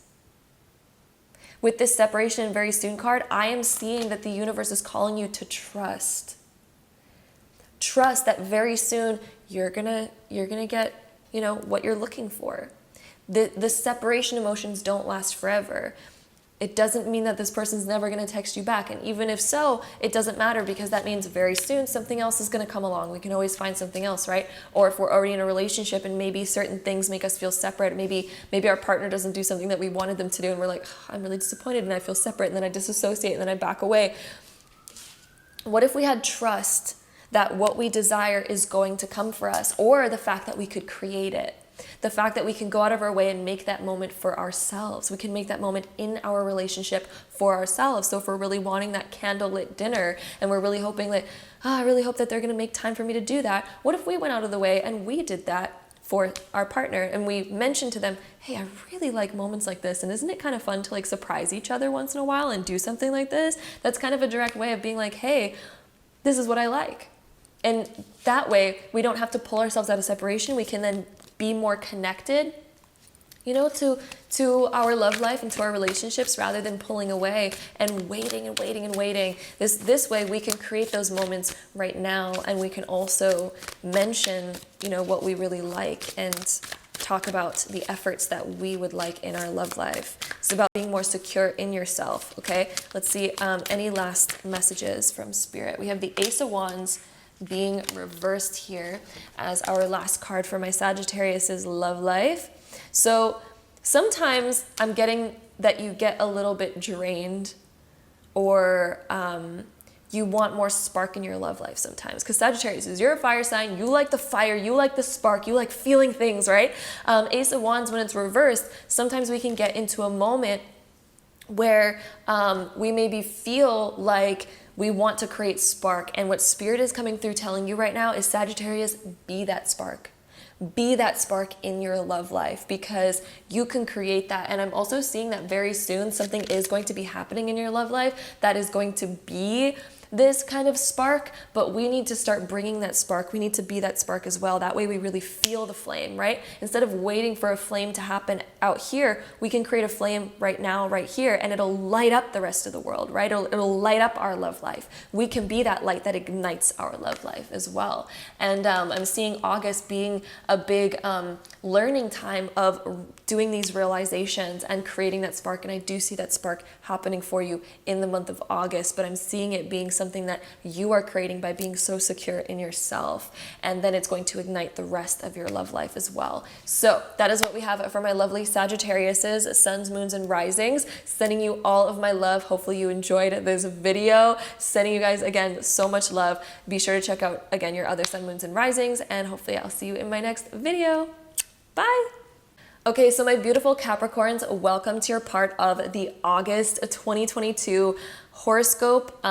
So my Capricorn sun, moons, and risings, welcome. First thing I want to mention is that we start off August with one of the most major transits of the entire year. This is affecting everybody on a collective level. It is going to be a huge time. So we start off August with Mars conjunct Uranus, conjunct the North Node, all in the sign of Taurus. And this is going to be affecting your 5th house. The 5th house is the house of fun, passion, being in the spotlight, owning who you are, knowing what you want as well. So some of my Capricorns, what do you really want in life? Because some of that is going to be changing, and maybe you're also limiting yourself in certain ways, because with this transit is going to be breaking through the limitations that you've had on yourself when it comes to the life that you truly want to live, when it comes to the passions that you really desire to have in your life.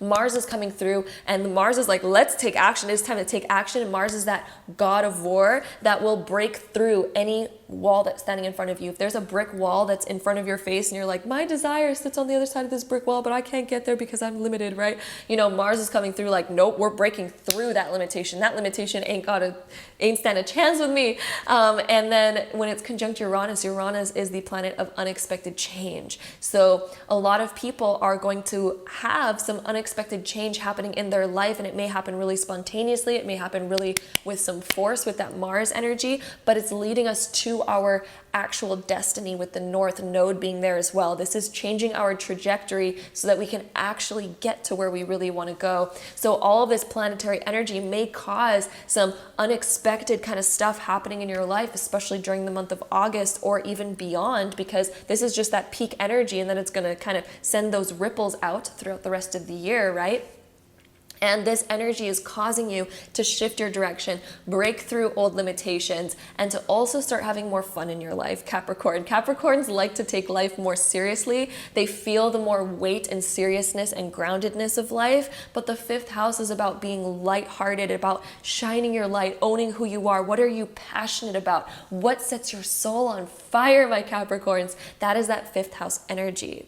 And all of this accumulating right here is really calling you to have some certain breakthroughs and ask yourself, what do I really want in life? Because this transit is going to help you make that happen. It's going to help you align to what your destiny is. If certain things are not working out for you, trust it in this time because it's leading you where you're meant to go, but keep making revisions, keep going for what you want because it's leading you to the right path, right? So maybe we're knocking on these doors and we're like, those don't open, but then that one does. Okay, then we go over there, right? So you're getting to your goal, we're breaking through major things and making progress.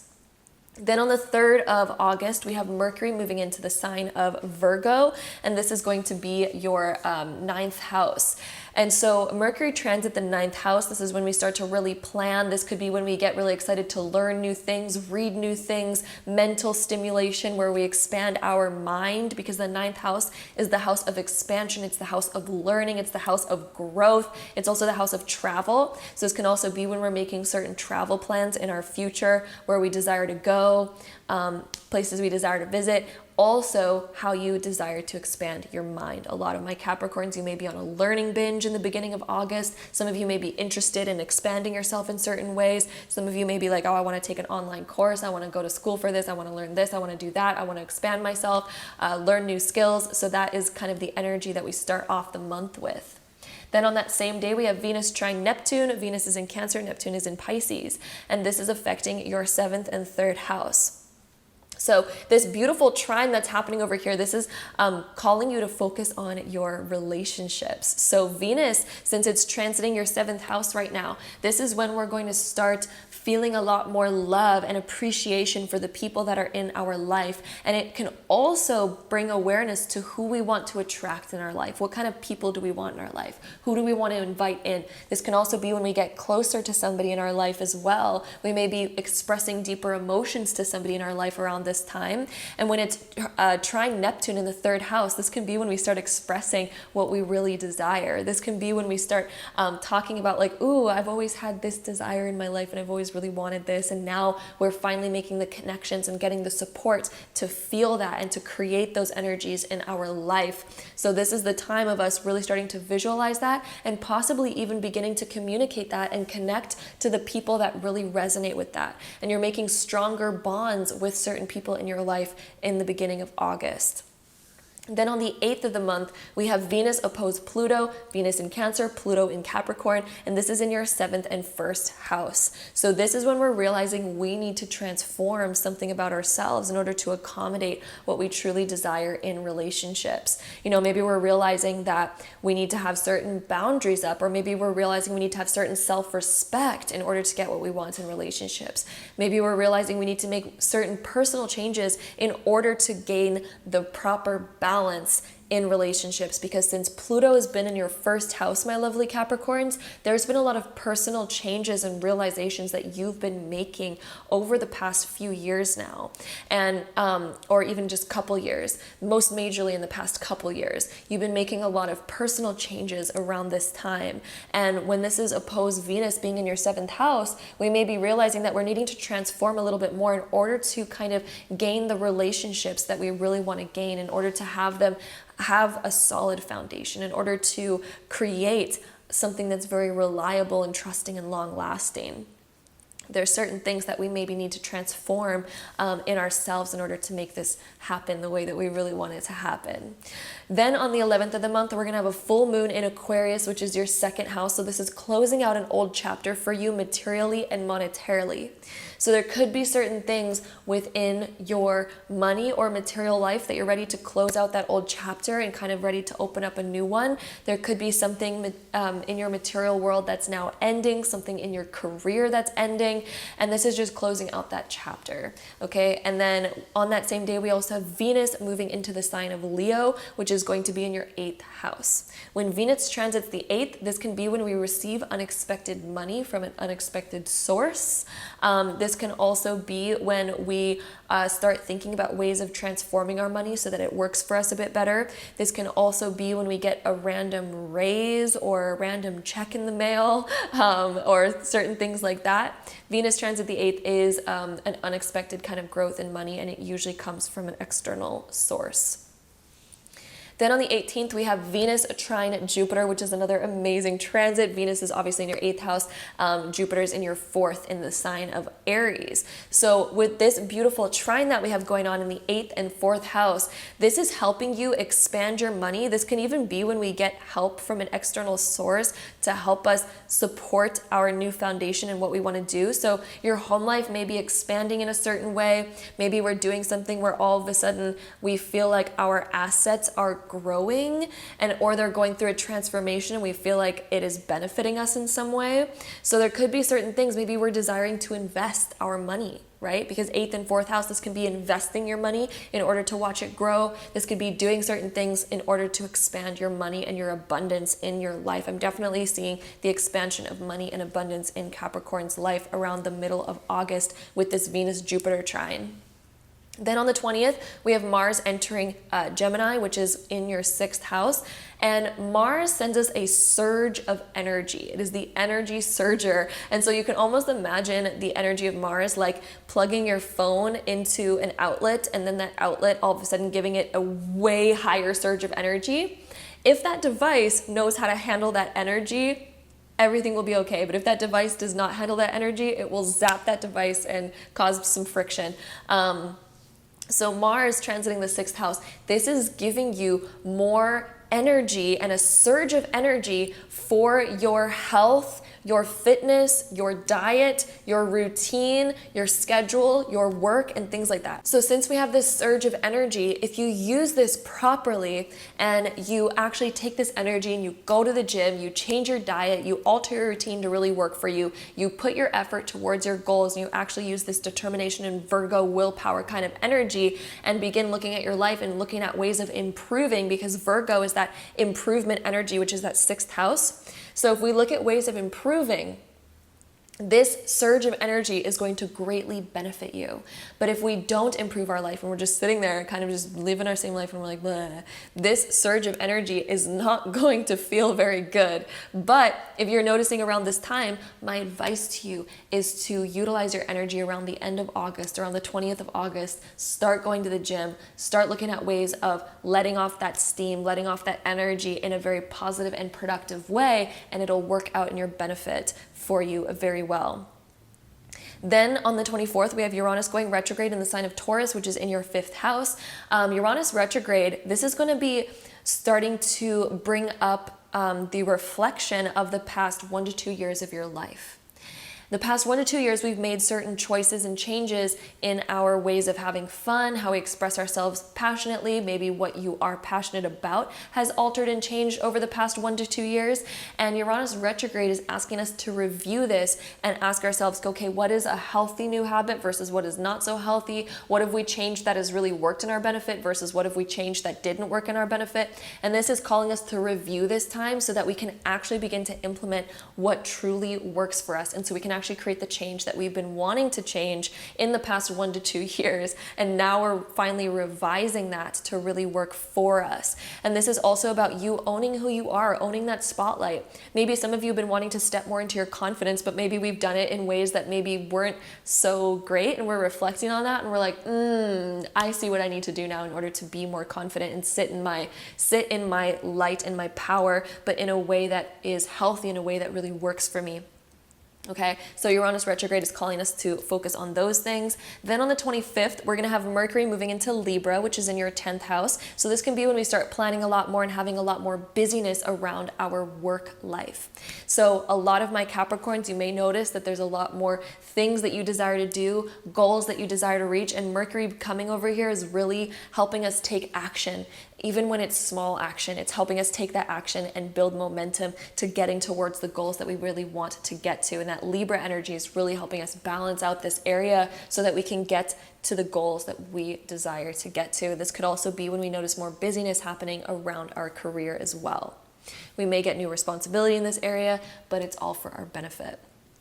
Then on the 27th of the month, we're going to have a new moon in Virgo in the 9th house. So some of you may be very focused on self-improvement by the end of the month. My Capricorns, a lot of you are focused on how can I make myself the best version of myself? How can I improve myself and become what I truly envision myself to be, what I'm truly inspired by? How can I step into that energy? So this new moon is really calling this new chapter to open for you. And this new chapter is opening in expansion and growth.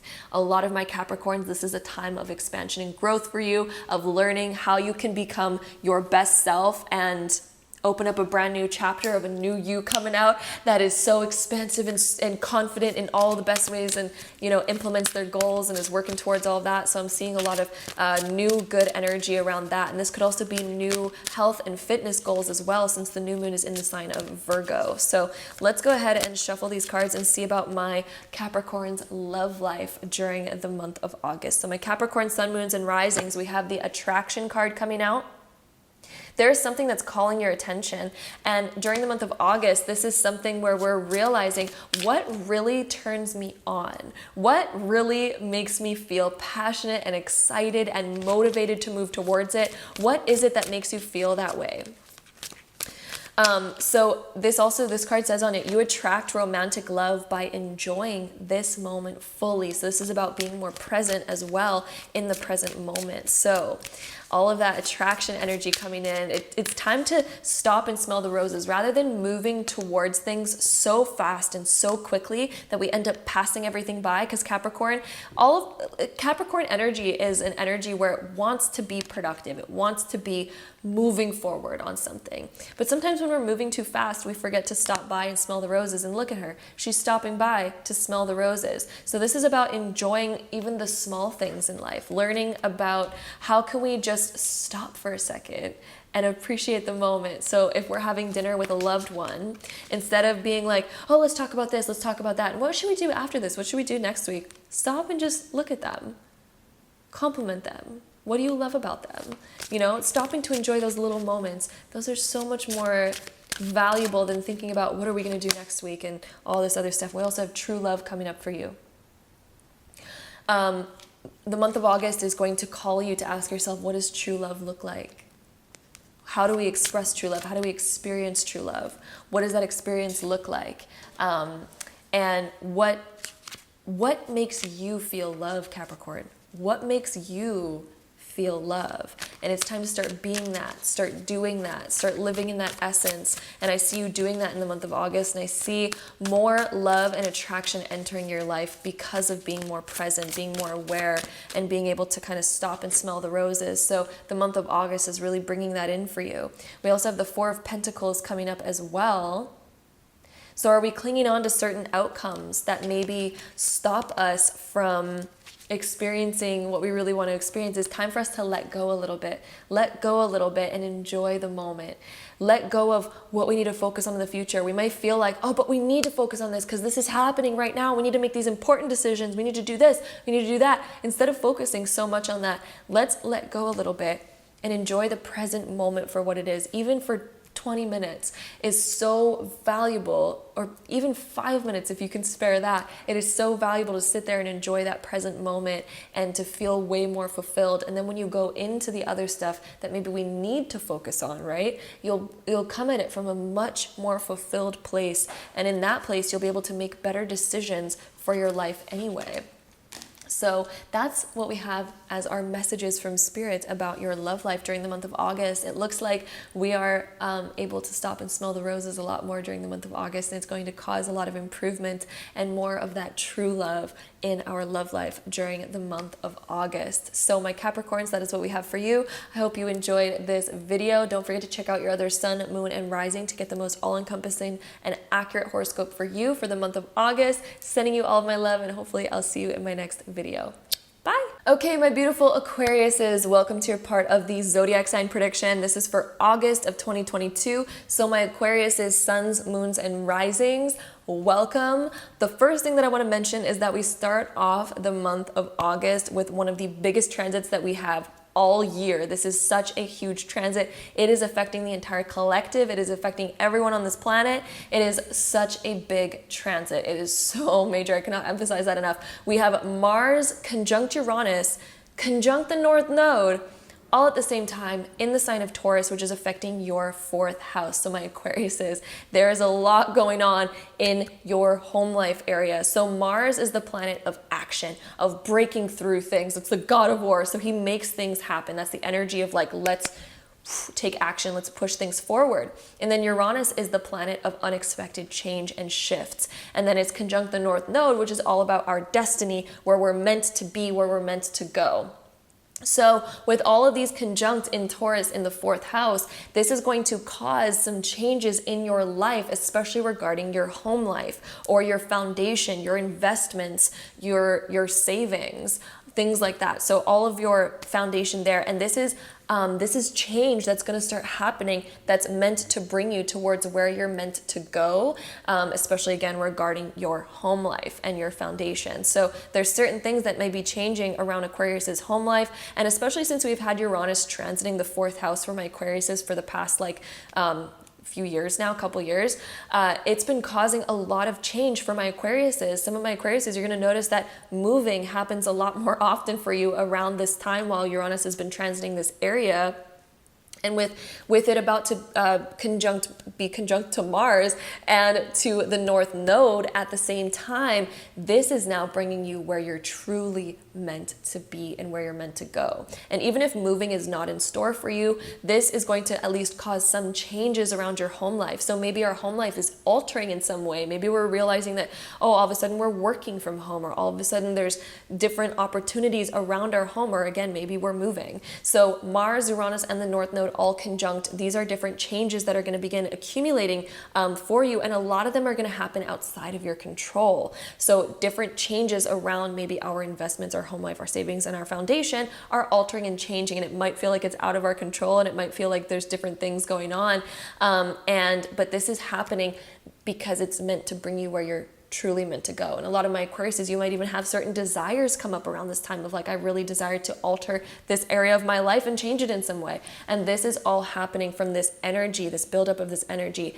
that is bringing you where you're truly meant to be and where you're truly meant to go, and to root yourself. Where are you going to root yourself, Aquarius? I know Aquarius is like to not root themselves anywhere, but this is asking you and bringing you where you're actually really meant to root yourself. Then on the 3rd of the month, we're going to have Mercury moving into Virgo in your 8th house. This is Mercury transiting the 8th house for you. The 8th house is the house of endings and beginnings. So certain things, you may be going through a metamorphosis or a big transition around the month of August, and Mercury is the planet of planning this. So you may be planning for certain transitions or changes that we are about to make soon in our life. And this could be changes around our schedule, our routine, our career, around our home life even, since all of this is kind of happening around the same time of this other transit. But being in the sign of Virgo, this is altering your schedule, maybe even your work life and things like that. And Mercury is that planning for these transformations, planning for this change, and starting to prepare and get ready for it. And we may even notice a lot happening around this time. Maybe a lot is beginning to alter already in the beginning of August. Then on that same day, we also have Venus in Cancer, trine Neptune in Pisces, and this is happening in your 6th and 2nd house. So a lot of my Aquariuses, this may be a time when you're focused on saving more money and creating a better financial plan for yourself, because Venus is the planet of money and it's transiting your 6th house while it's trining Neptune in your 2nd house, which is the house of money. So these are both really starting to come together, and you may notice that your finances are actually increasing in the month of August, or we're at least creating a better financial plan to where we're noticing like, ooh, I'm saving more, I'm feeling a lot better, I'm feeling a lot more comfortable financially. So this transit is really great for finances, and it's also great for coming up with ideas that are outside of the box when it comes to your finances and your money and your routine and your health. So we might even be thinking about like, ooh, I really want to try this, and like, ooh, I could see that really working for me. So you may get a lot of really good ideas around this time. Then on the 8th, we have Venus oppose Pluto. Venus is in Cancer, Pluto is in Capricorn, and this is happening in your 6th and 12th house. So Pluto being in your 12th house, there's major transformations going on with your belief systems.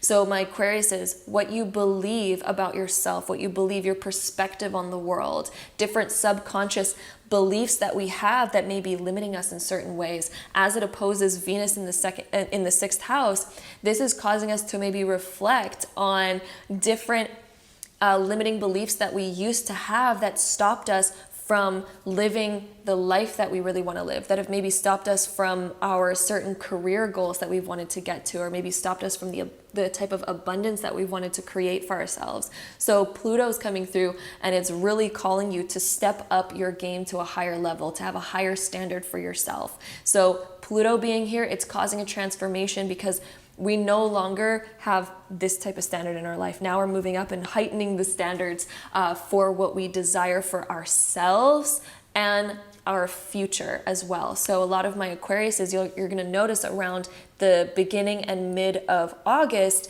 that there's a desire to maybe even step up and improve yourself even more. So that is that Venus opposed Pluto transit. And then on the 11th, we have a full moon in Aquarius, which is in your 1st house. This is a closing of a chapter of the old you, my lovely Aquariuses. So the full moon is always closing of chapters. Being in your sign of Aquarius, this is closing an old chapter for you personally on a personal level. There may be certain things about yourself that you're like, okay, well, that's the ending of that chapter. And now it's time to open up a new one. There's a letting go, a shedding. It's like the snake shedding its skin. It's ready to expand into more. It's ready to become more. And it's ready to let its new self shine. But in order to let its new self shine, we're needing to close out some old chapters. Then we also have Venus moving into Leo on this same day, which is going to be in your 7th house. So this is the same day of that full moon. Venus moving into Leo, when it transits the 7th house, this is highlighting our intimate relationships. And Venus is the planet of love and abundance and beauty and money. When it transits the 7th house, this is us getting closer with the people that we really love. This is us feeling deeper feelings for the people that we really love in our life. This could be when we're getting closer to our intimate relationships, whether that just be our intimate friendships or our intimate romantic partnership. So this is a time of getting closer to that and also highlighting that aspect and area of our life. And since this is happening on the same day as that full moon in Aquarius, we might be realizing that there's certain things that we're like, I'm ready to shed this part of myself to step into this more loving side. You might notice that more emotions are coming up around this time.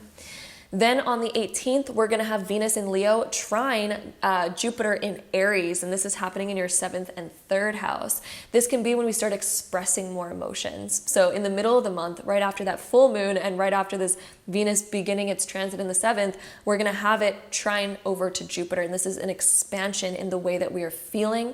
This is an expansion in our love. This can be an expansion of even talking and expressing love, or even having other people expressing more towards us and the appreciation that they have. But all this is a very much expansion and fieriness coming out in love and romance and your intimate relationships in your life. So this is getting closer with those people.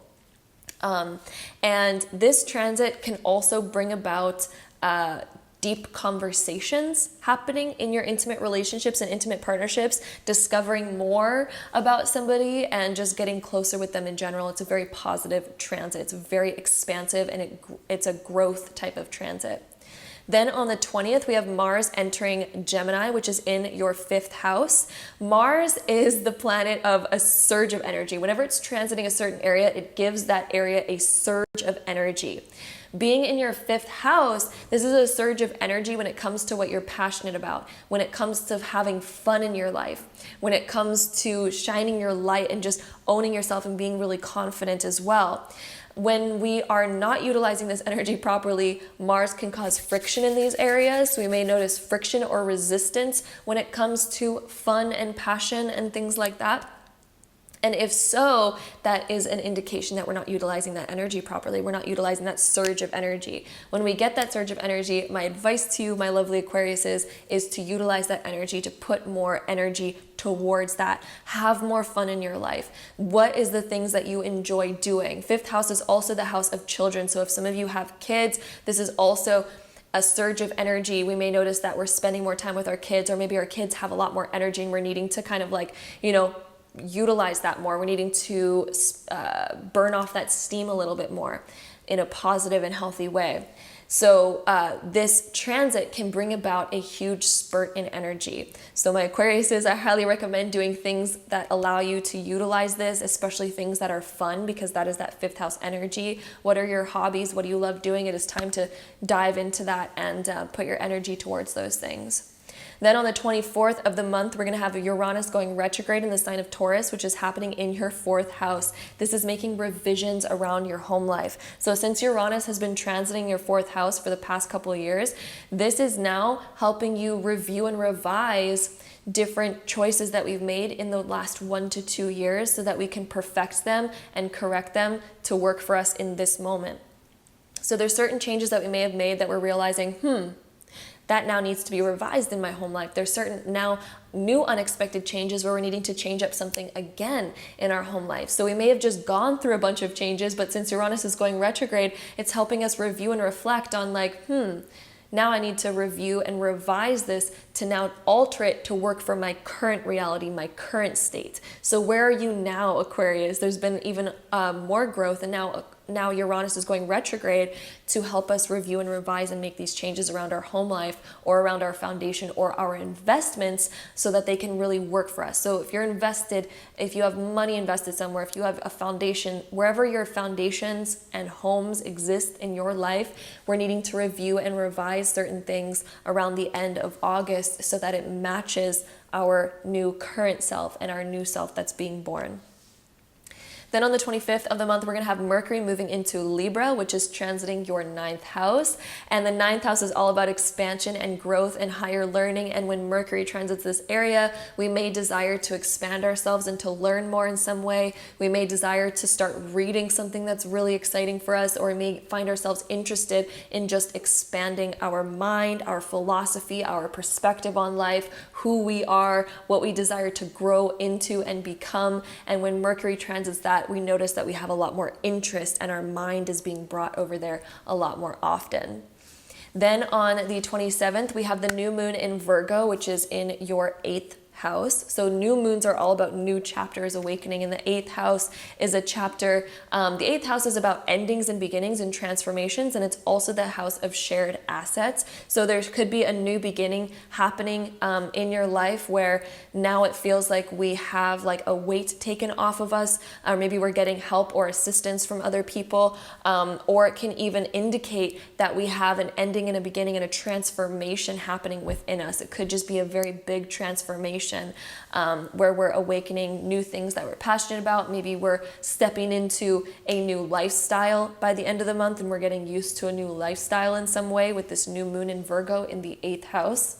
Maybe we're getting assistance or help from somebody, whether that be their time, their money, their resources, or something like that, could be helping us out by the end of the month as well, or a new chapter opening up with that. Maybe we're realizing that we need somebody to help us in our business, or maybe we're realizing that we need somebody to help us with our time and our schedule and other things that we have. So this is when we're having a new chapter opening in that way by the end of the month. So that is what we have for my beautiful Aquariuses for the month of August. So now we're going to find out the love life for my Aquarius suns, moons, and risings. So let's see. What do we get from my Aquariuses for the month of August? We have engagement coming up. So I think a lot of you are going to be more present and more aware. When we think about the word engagement, it doesn't have to always necessarily mean that we're getting engaged, although this could indicate a higher level of commitment in your love life, because I think it even says that, your love life is ascending to a higher level of commitment. So you may feel more committed, or you may feel like, I want to be more engaged. I want to spend more time. I want to put more effort towards my love life. So some of you may find yourself being more engaged, or even wanting to add more commitment in your love life in some way. For those of you that are single, this could just indicate that we're wanting to be more engaged in creating a love life. This can indicate that we want more engagement in our present moment, even when it comes to ourselves, or loving our friends and family. This could be wanting to be more present and more engaged into those moments. Okay, let's see what else we get. We also have children coming up for my Aquariuses. So for those of you that do have children, this could be being more engaged with your children. That could be part of your love life in the month of August. Children coming up can also indicate our inner child coming out. So how can we have more fun? How can we be more goofy? How can we be more silly? So for those of you that don't actually have kids, this could be being more engaged and letting your inner child come out rather than taking life so seriously or focusing on all the bigger responsibilities. How can we just have fun, and how can we let that inner child be super satisfied in our love life? So I do see a lot more engagement, a lot more present awareness, in the moment type of living when it comes to your love life. And then we also have the Queen of Pentacles coming up. The Queen of Pentacles is such a beautiful card. She is like the master, like caretaker when it comes to the pentacle suit. And she knows how to stay on top of her work. She knows how to stay on top of her love life. She knows how to cook the best meals. She knows how to be healthy. She knows how to care. She knows how to give and nurture. So I'm just seeing a lot more nurturing coming out in your love life during the month of August, my Aquariuses. I see a lot more nurture, and I'm seeing this return to having more fun in your love life. And it's interesting because I think we were talking about that with Mars entering your 5th house on the 20th.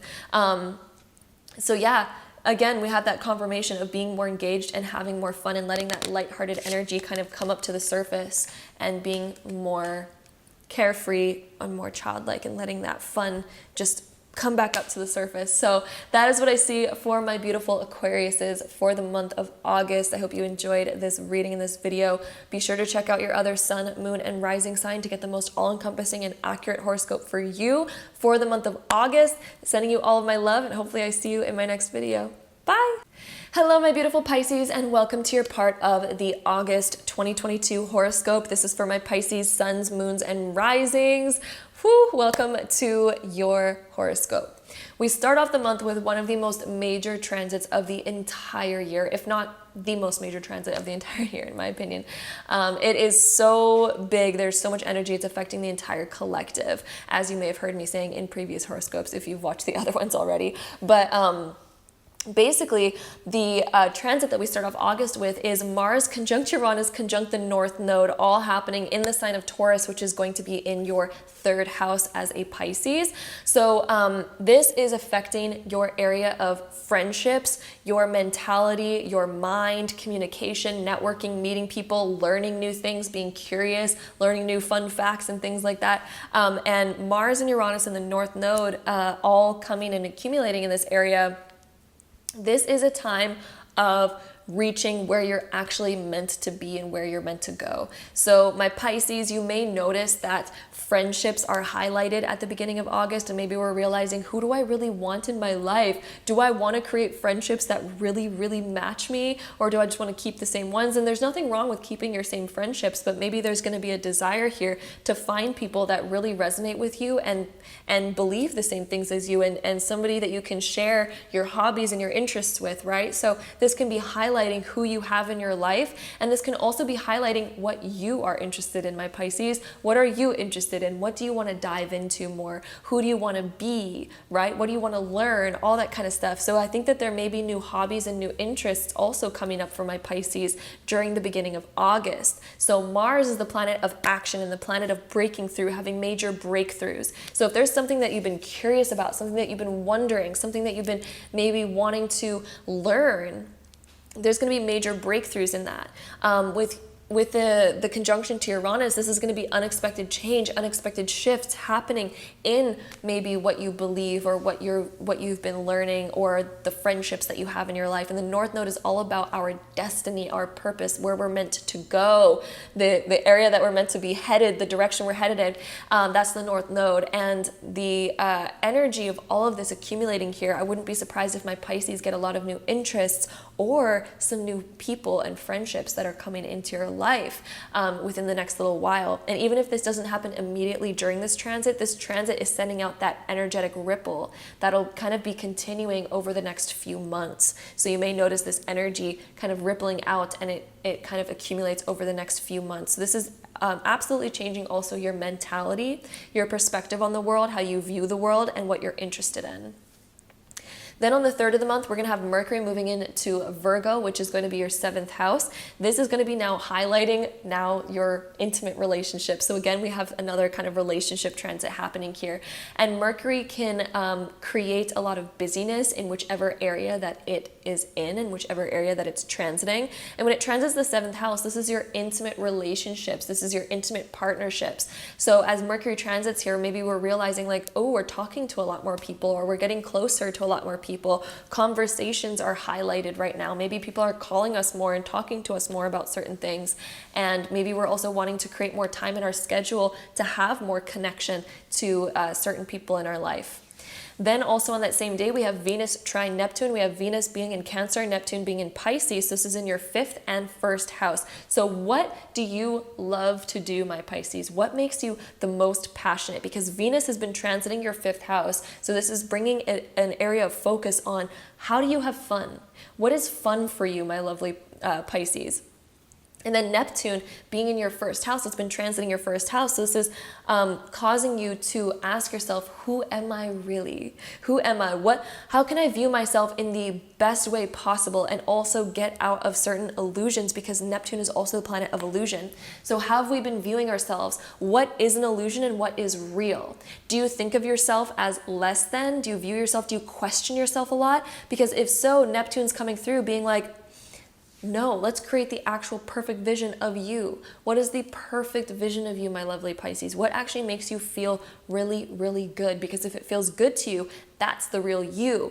If it doesn't feel good to you, if it makes you feel anxious, anxiety, if it makes you feel fear, anything like that, that is not the real you. Neptune comes through to help us kind of, build the vision of who we really want to be. And it also can highlight what kind of illusions we've had around ourselves. Do we not feel worthy? It's time to get rid of that, if so. So it's making this beautiful trine over to Venus, asking you, what are you passionate about, my Pisces? This is awakening. What are you truly, truly passionate about, okay? So it is going to highlight those areas.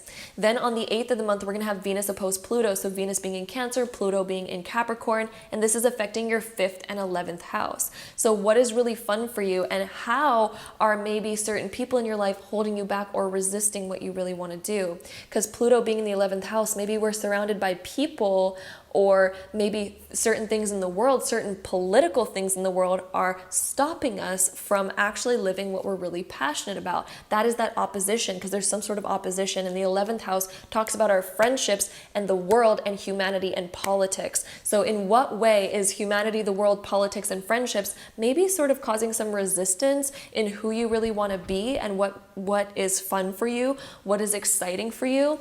How are those things maybe opposing or stopping you? Because maybe it's also our own belief systems about, the world. Maybe we feel like we're stopped from doing something, but maybe we're not. Maybe that's the illusion that we're in, right? So Pluto is coming through asking us to make certain transformations when it comes to maybe our friendships, or maybe when it comes to how we show up to the rest of the world. And maybe we're needing to change and alter that a little bit so that we can have fun and we can really be ourselves, and that we still feel like we're not being opposed by the rest of the world, that we're not being questioned, or that we're feeling restricted by friends or the rest of the world.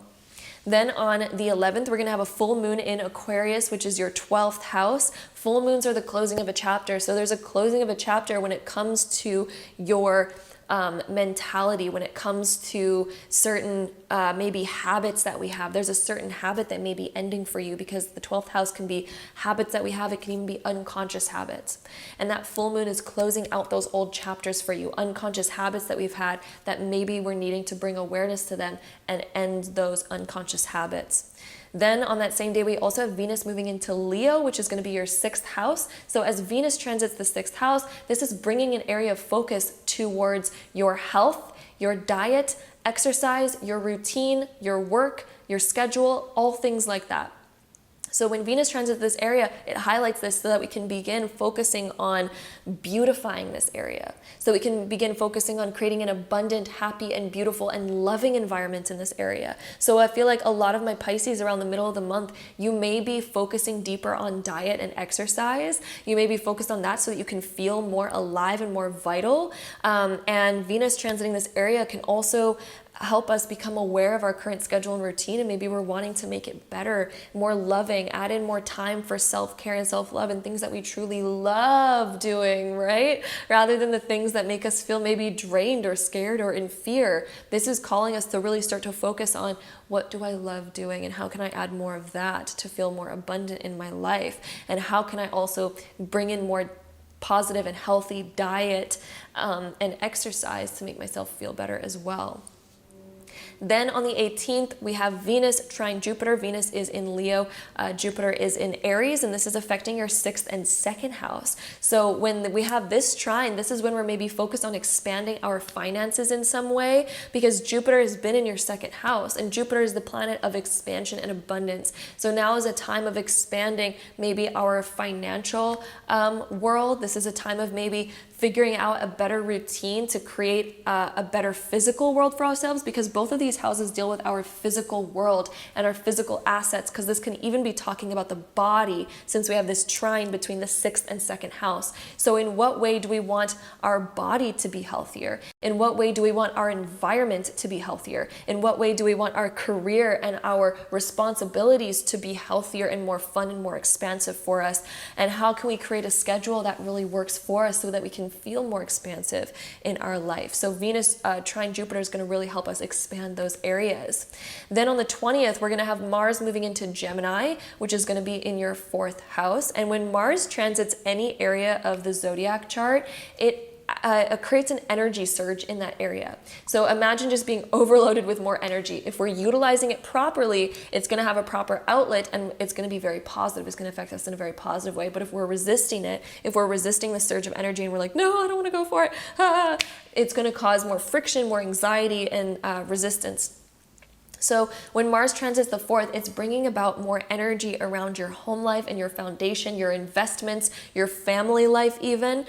So with Mars here, it can cause some friction sometimes in our family life if we're not utilizing this energy correctly. But Mars comes through with this surge because maybe we're needing to spend more time with our family. Maybe we're needing to take more action in our home life. Maybe we're needing to take more action to create a better, more solid foundation for ourselves here. So if we notice any resistance coming up, it's because we need to maybe utilize that energy in a positive way and have a positive outlet for that, rather than one that causes friction, okay? Then on the 24th of the month, we have Uranus going retrograde in the sign of Taurus, which is in your 3rd house. And this Uranus retrograde is going to cause us to begin reflecting on the past 1 to 2 years and all the choices that we've made over the past 1 to 2 years, especially when it comes to friendships and learning and expression and talking about certain things, talking about our interests, talking about random facts, talking about all sorts of different things. This is causing us to maybe reflect on some of those choices that we've made over the past 1 to 2 years of our life. What have we been interested in? Who have we been networking with? Who have we been connecting with? All of that. So Uranus is going retrograde so that we can reflect and revise who we are being right now. Maybe we're realizing that the way we communicate, maybe we need to alter the way that we communicate in order to get our message across properly. Maybe we need to alter the way that we communicate in order to actually connect with people properly so that they understand us properly. Maybe we're realizing that we need to have a different perspective on how we even listen and absorb information so that we can have it work out for us a little bit better. Maybe we're working on the way that we intake stuff so that we can take it in a very much more healthy and easy way, so that we're not getting like angered or pissed off at certain things just because of the way that maybe we're absorbing certain information and things and whatnot. So we're going through some radical change when it comes to how we speak about information and also how we absorb information. That is this Uranus transit 3rd house type of stuff. We're altering those types of things in our life. So that Uranus retrograde is going to cause revision in this area that's going to benefit us a lot in the long run, especially if we begin reflecting on that kind of stuff. Then on the 25th of the month, we're going to have Mercury moving into the sign of Libra, which is going to be in your 8th house. So Mercury transit the 8th is causing a lot of shifts and changes and transformations. And it can also lead us to wanting to sort out and plan out what kind of changes we want to make in our life. So what kind of changes do you want to make in your life? How can we have more balance in our life? especially if certain things have been out of balance. Have we been spending too much of our time doing this, or have we been not spending enough time in this area of our life? Mercury is asking us to create some transformations and to plan out some transformations so that we can begin balancing our life. Then at the end of the month, on the 27th, we have a new moon in Virgo, which is happening in your 7th house. There is a new chapter opening for you. New moons are new chapters and new beginnings and new cycles. It is the beginning of a new cycle, and this is all happening in your 7th house in the sign of Virgo. So here we may be desiring to heal certain things around relationships, because Virgo is that healing kind of energy. So what are we beginning to heal around our intimate relationships in our life? Are there certain people that maybe we want to apologize to or open up a new chapter with? Or maybe we're wanting a new cycle within our intimate relationships to start beginning. And this is all happening because of that new moon in Virgo. We are now healing certain aspects within our relationships and intimate partnerships in our life. So that is the new chapter that is going to be opening at the end of the month. And my Pisces, suns, moons, and risings, let's also find out what we have going on for your love life. So we have let go of control issues coming up as the first card. Maybe we're needing to realize in the month of August how to just relax a little bit more, how to let things just be the way that they are, taking a little bit of a backseat sometimes. So allow this situation to unfold naturally. If there's something going on in your love life, Spirit's coming through basically saying to allow situations to unfold naturally without needing to control them. Maybe we have a certain outcome that we really want. So rather than desiring or focusing so hard on that certain outcome, maybe we can let go of control and let it unfold in a natural way and see what happens. We also have the card of calling in your soulmate. Some of you may be really wanting a certain outcome in your love life, but maybe we've been too rigid in our thinking around our love life. And this is going to be possibly highlighted in the month of August about just letting go of control and allowing more freedom, and then maybe also calling in exactly what you want and being able to speak about it. This is calling us to actually say what we want. What do we want? Maybe we need to learn how to express that rather than just hint about it, right? Maybe we need to call it in. What do you want? Call it in. Right? It's time to start setting intentions. What do you really want? So rather than sitting back, like look at this guy sitting back and causing separation in his love life right here. He's causing this separation by the way that he's acting and being, but rather if we just call in what we want. So if we have certain things in our love life where maybe we get upset about certain stuff and we're like, I wanted this to go this way. It's your responsibility to do the dishes on Tuesday night. It is your responsibility to do this and this and this. Rather than kind of like being that sort of way, or saying like, oh, I can't do this because of this, or I'm not going to get up and take action in my love life because you should, right? Rather than living life that way, this is about taking action and calling in what you want. Rather than doing it in a way where it's controlling, where we're like, you need to do this, and you said you were going to do this. This is about coming to the state of like embodying, what is it that you want in your love life, Pisces? What do you want in your love life? If you could have anything that you could desire, if you had a whole menu in front of you and you could order anything that you wanted, what would that be? It's time for us to focus on that energy, but don't focus on the lack of it, because when we're focused on the lack of it, our actions tend to be that of control and that of disappointment and that of pointing out the lack. When we point out the lack, we make everybody aware of the lack, and then we're all focused on the lack, and we cannot take action towards what we want when our focus is on the lack, right? So if we're focused on the lack of food that we have in our fridge and we're like, look at all this lack. Look at this. Look at what it's missing. Look at this. Would you just look at it? We're not going to get anywhere. But instead, if we're like, okay, I'm aware of this, but what do I want? I want food. Everybody, we need to find ways of getting food. Let's find ways of getting food. How can we get more food? Let's go out in the garden. Let's go to the grocery store. Let's go to this, rather than sitting there staring at the fridge. Look at this lack. Look at it. This is such a funny example, but like, just imagine that. Imagine that you're like with your partner, or even with yourself if you're single, and imagine you just continuing to point out to yourself, look at this lack. Look at all of what we don't have. Look at this. Just keep looking at it. When we're focused on the problem, there is no solution. There's no solution that we can see. When I'm staring at my empty fridge, I don't see a solution. But when I turn around and I look at my front door, I think, I can go out and get food and fill my fridge. So it depends on our perspective. Where are we looking, okay? Because this is that letting go of control issues. Call it in rather than sitting there being like, look at it. Call it in. Focus on creating it. What can we create in our love life, right? So this is time for us to focus on that instead. That's what Spirit is wanting you to know for the month of August. And we also have the Hermit and the Three of Pentacles. Where are we maybe hiding our desires? Where are we maybe not speaking about them? With this Hermit card, this Hermit energy, where are we maybe just focusing more inwards when we maybe need to take action externally?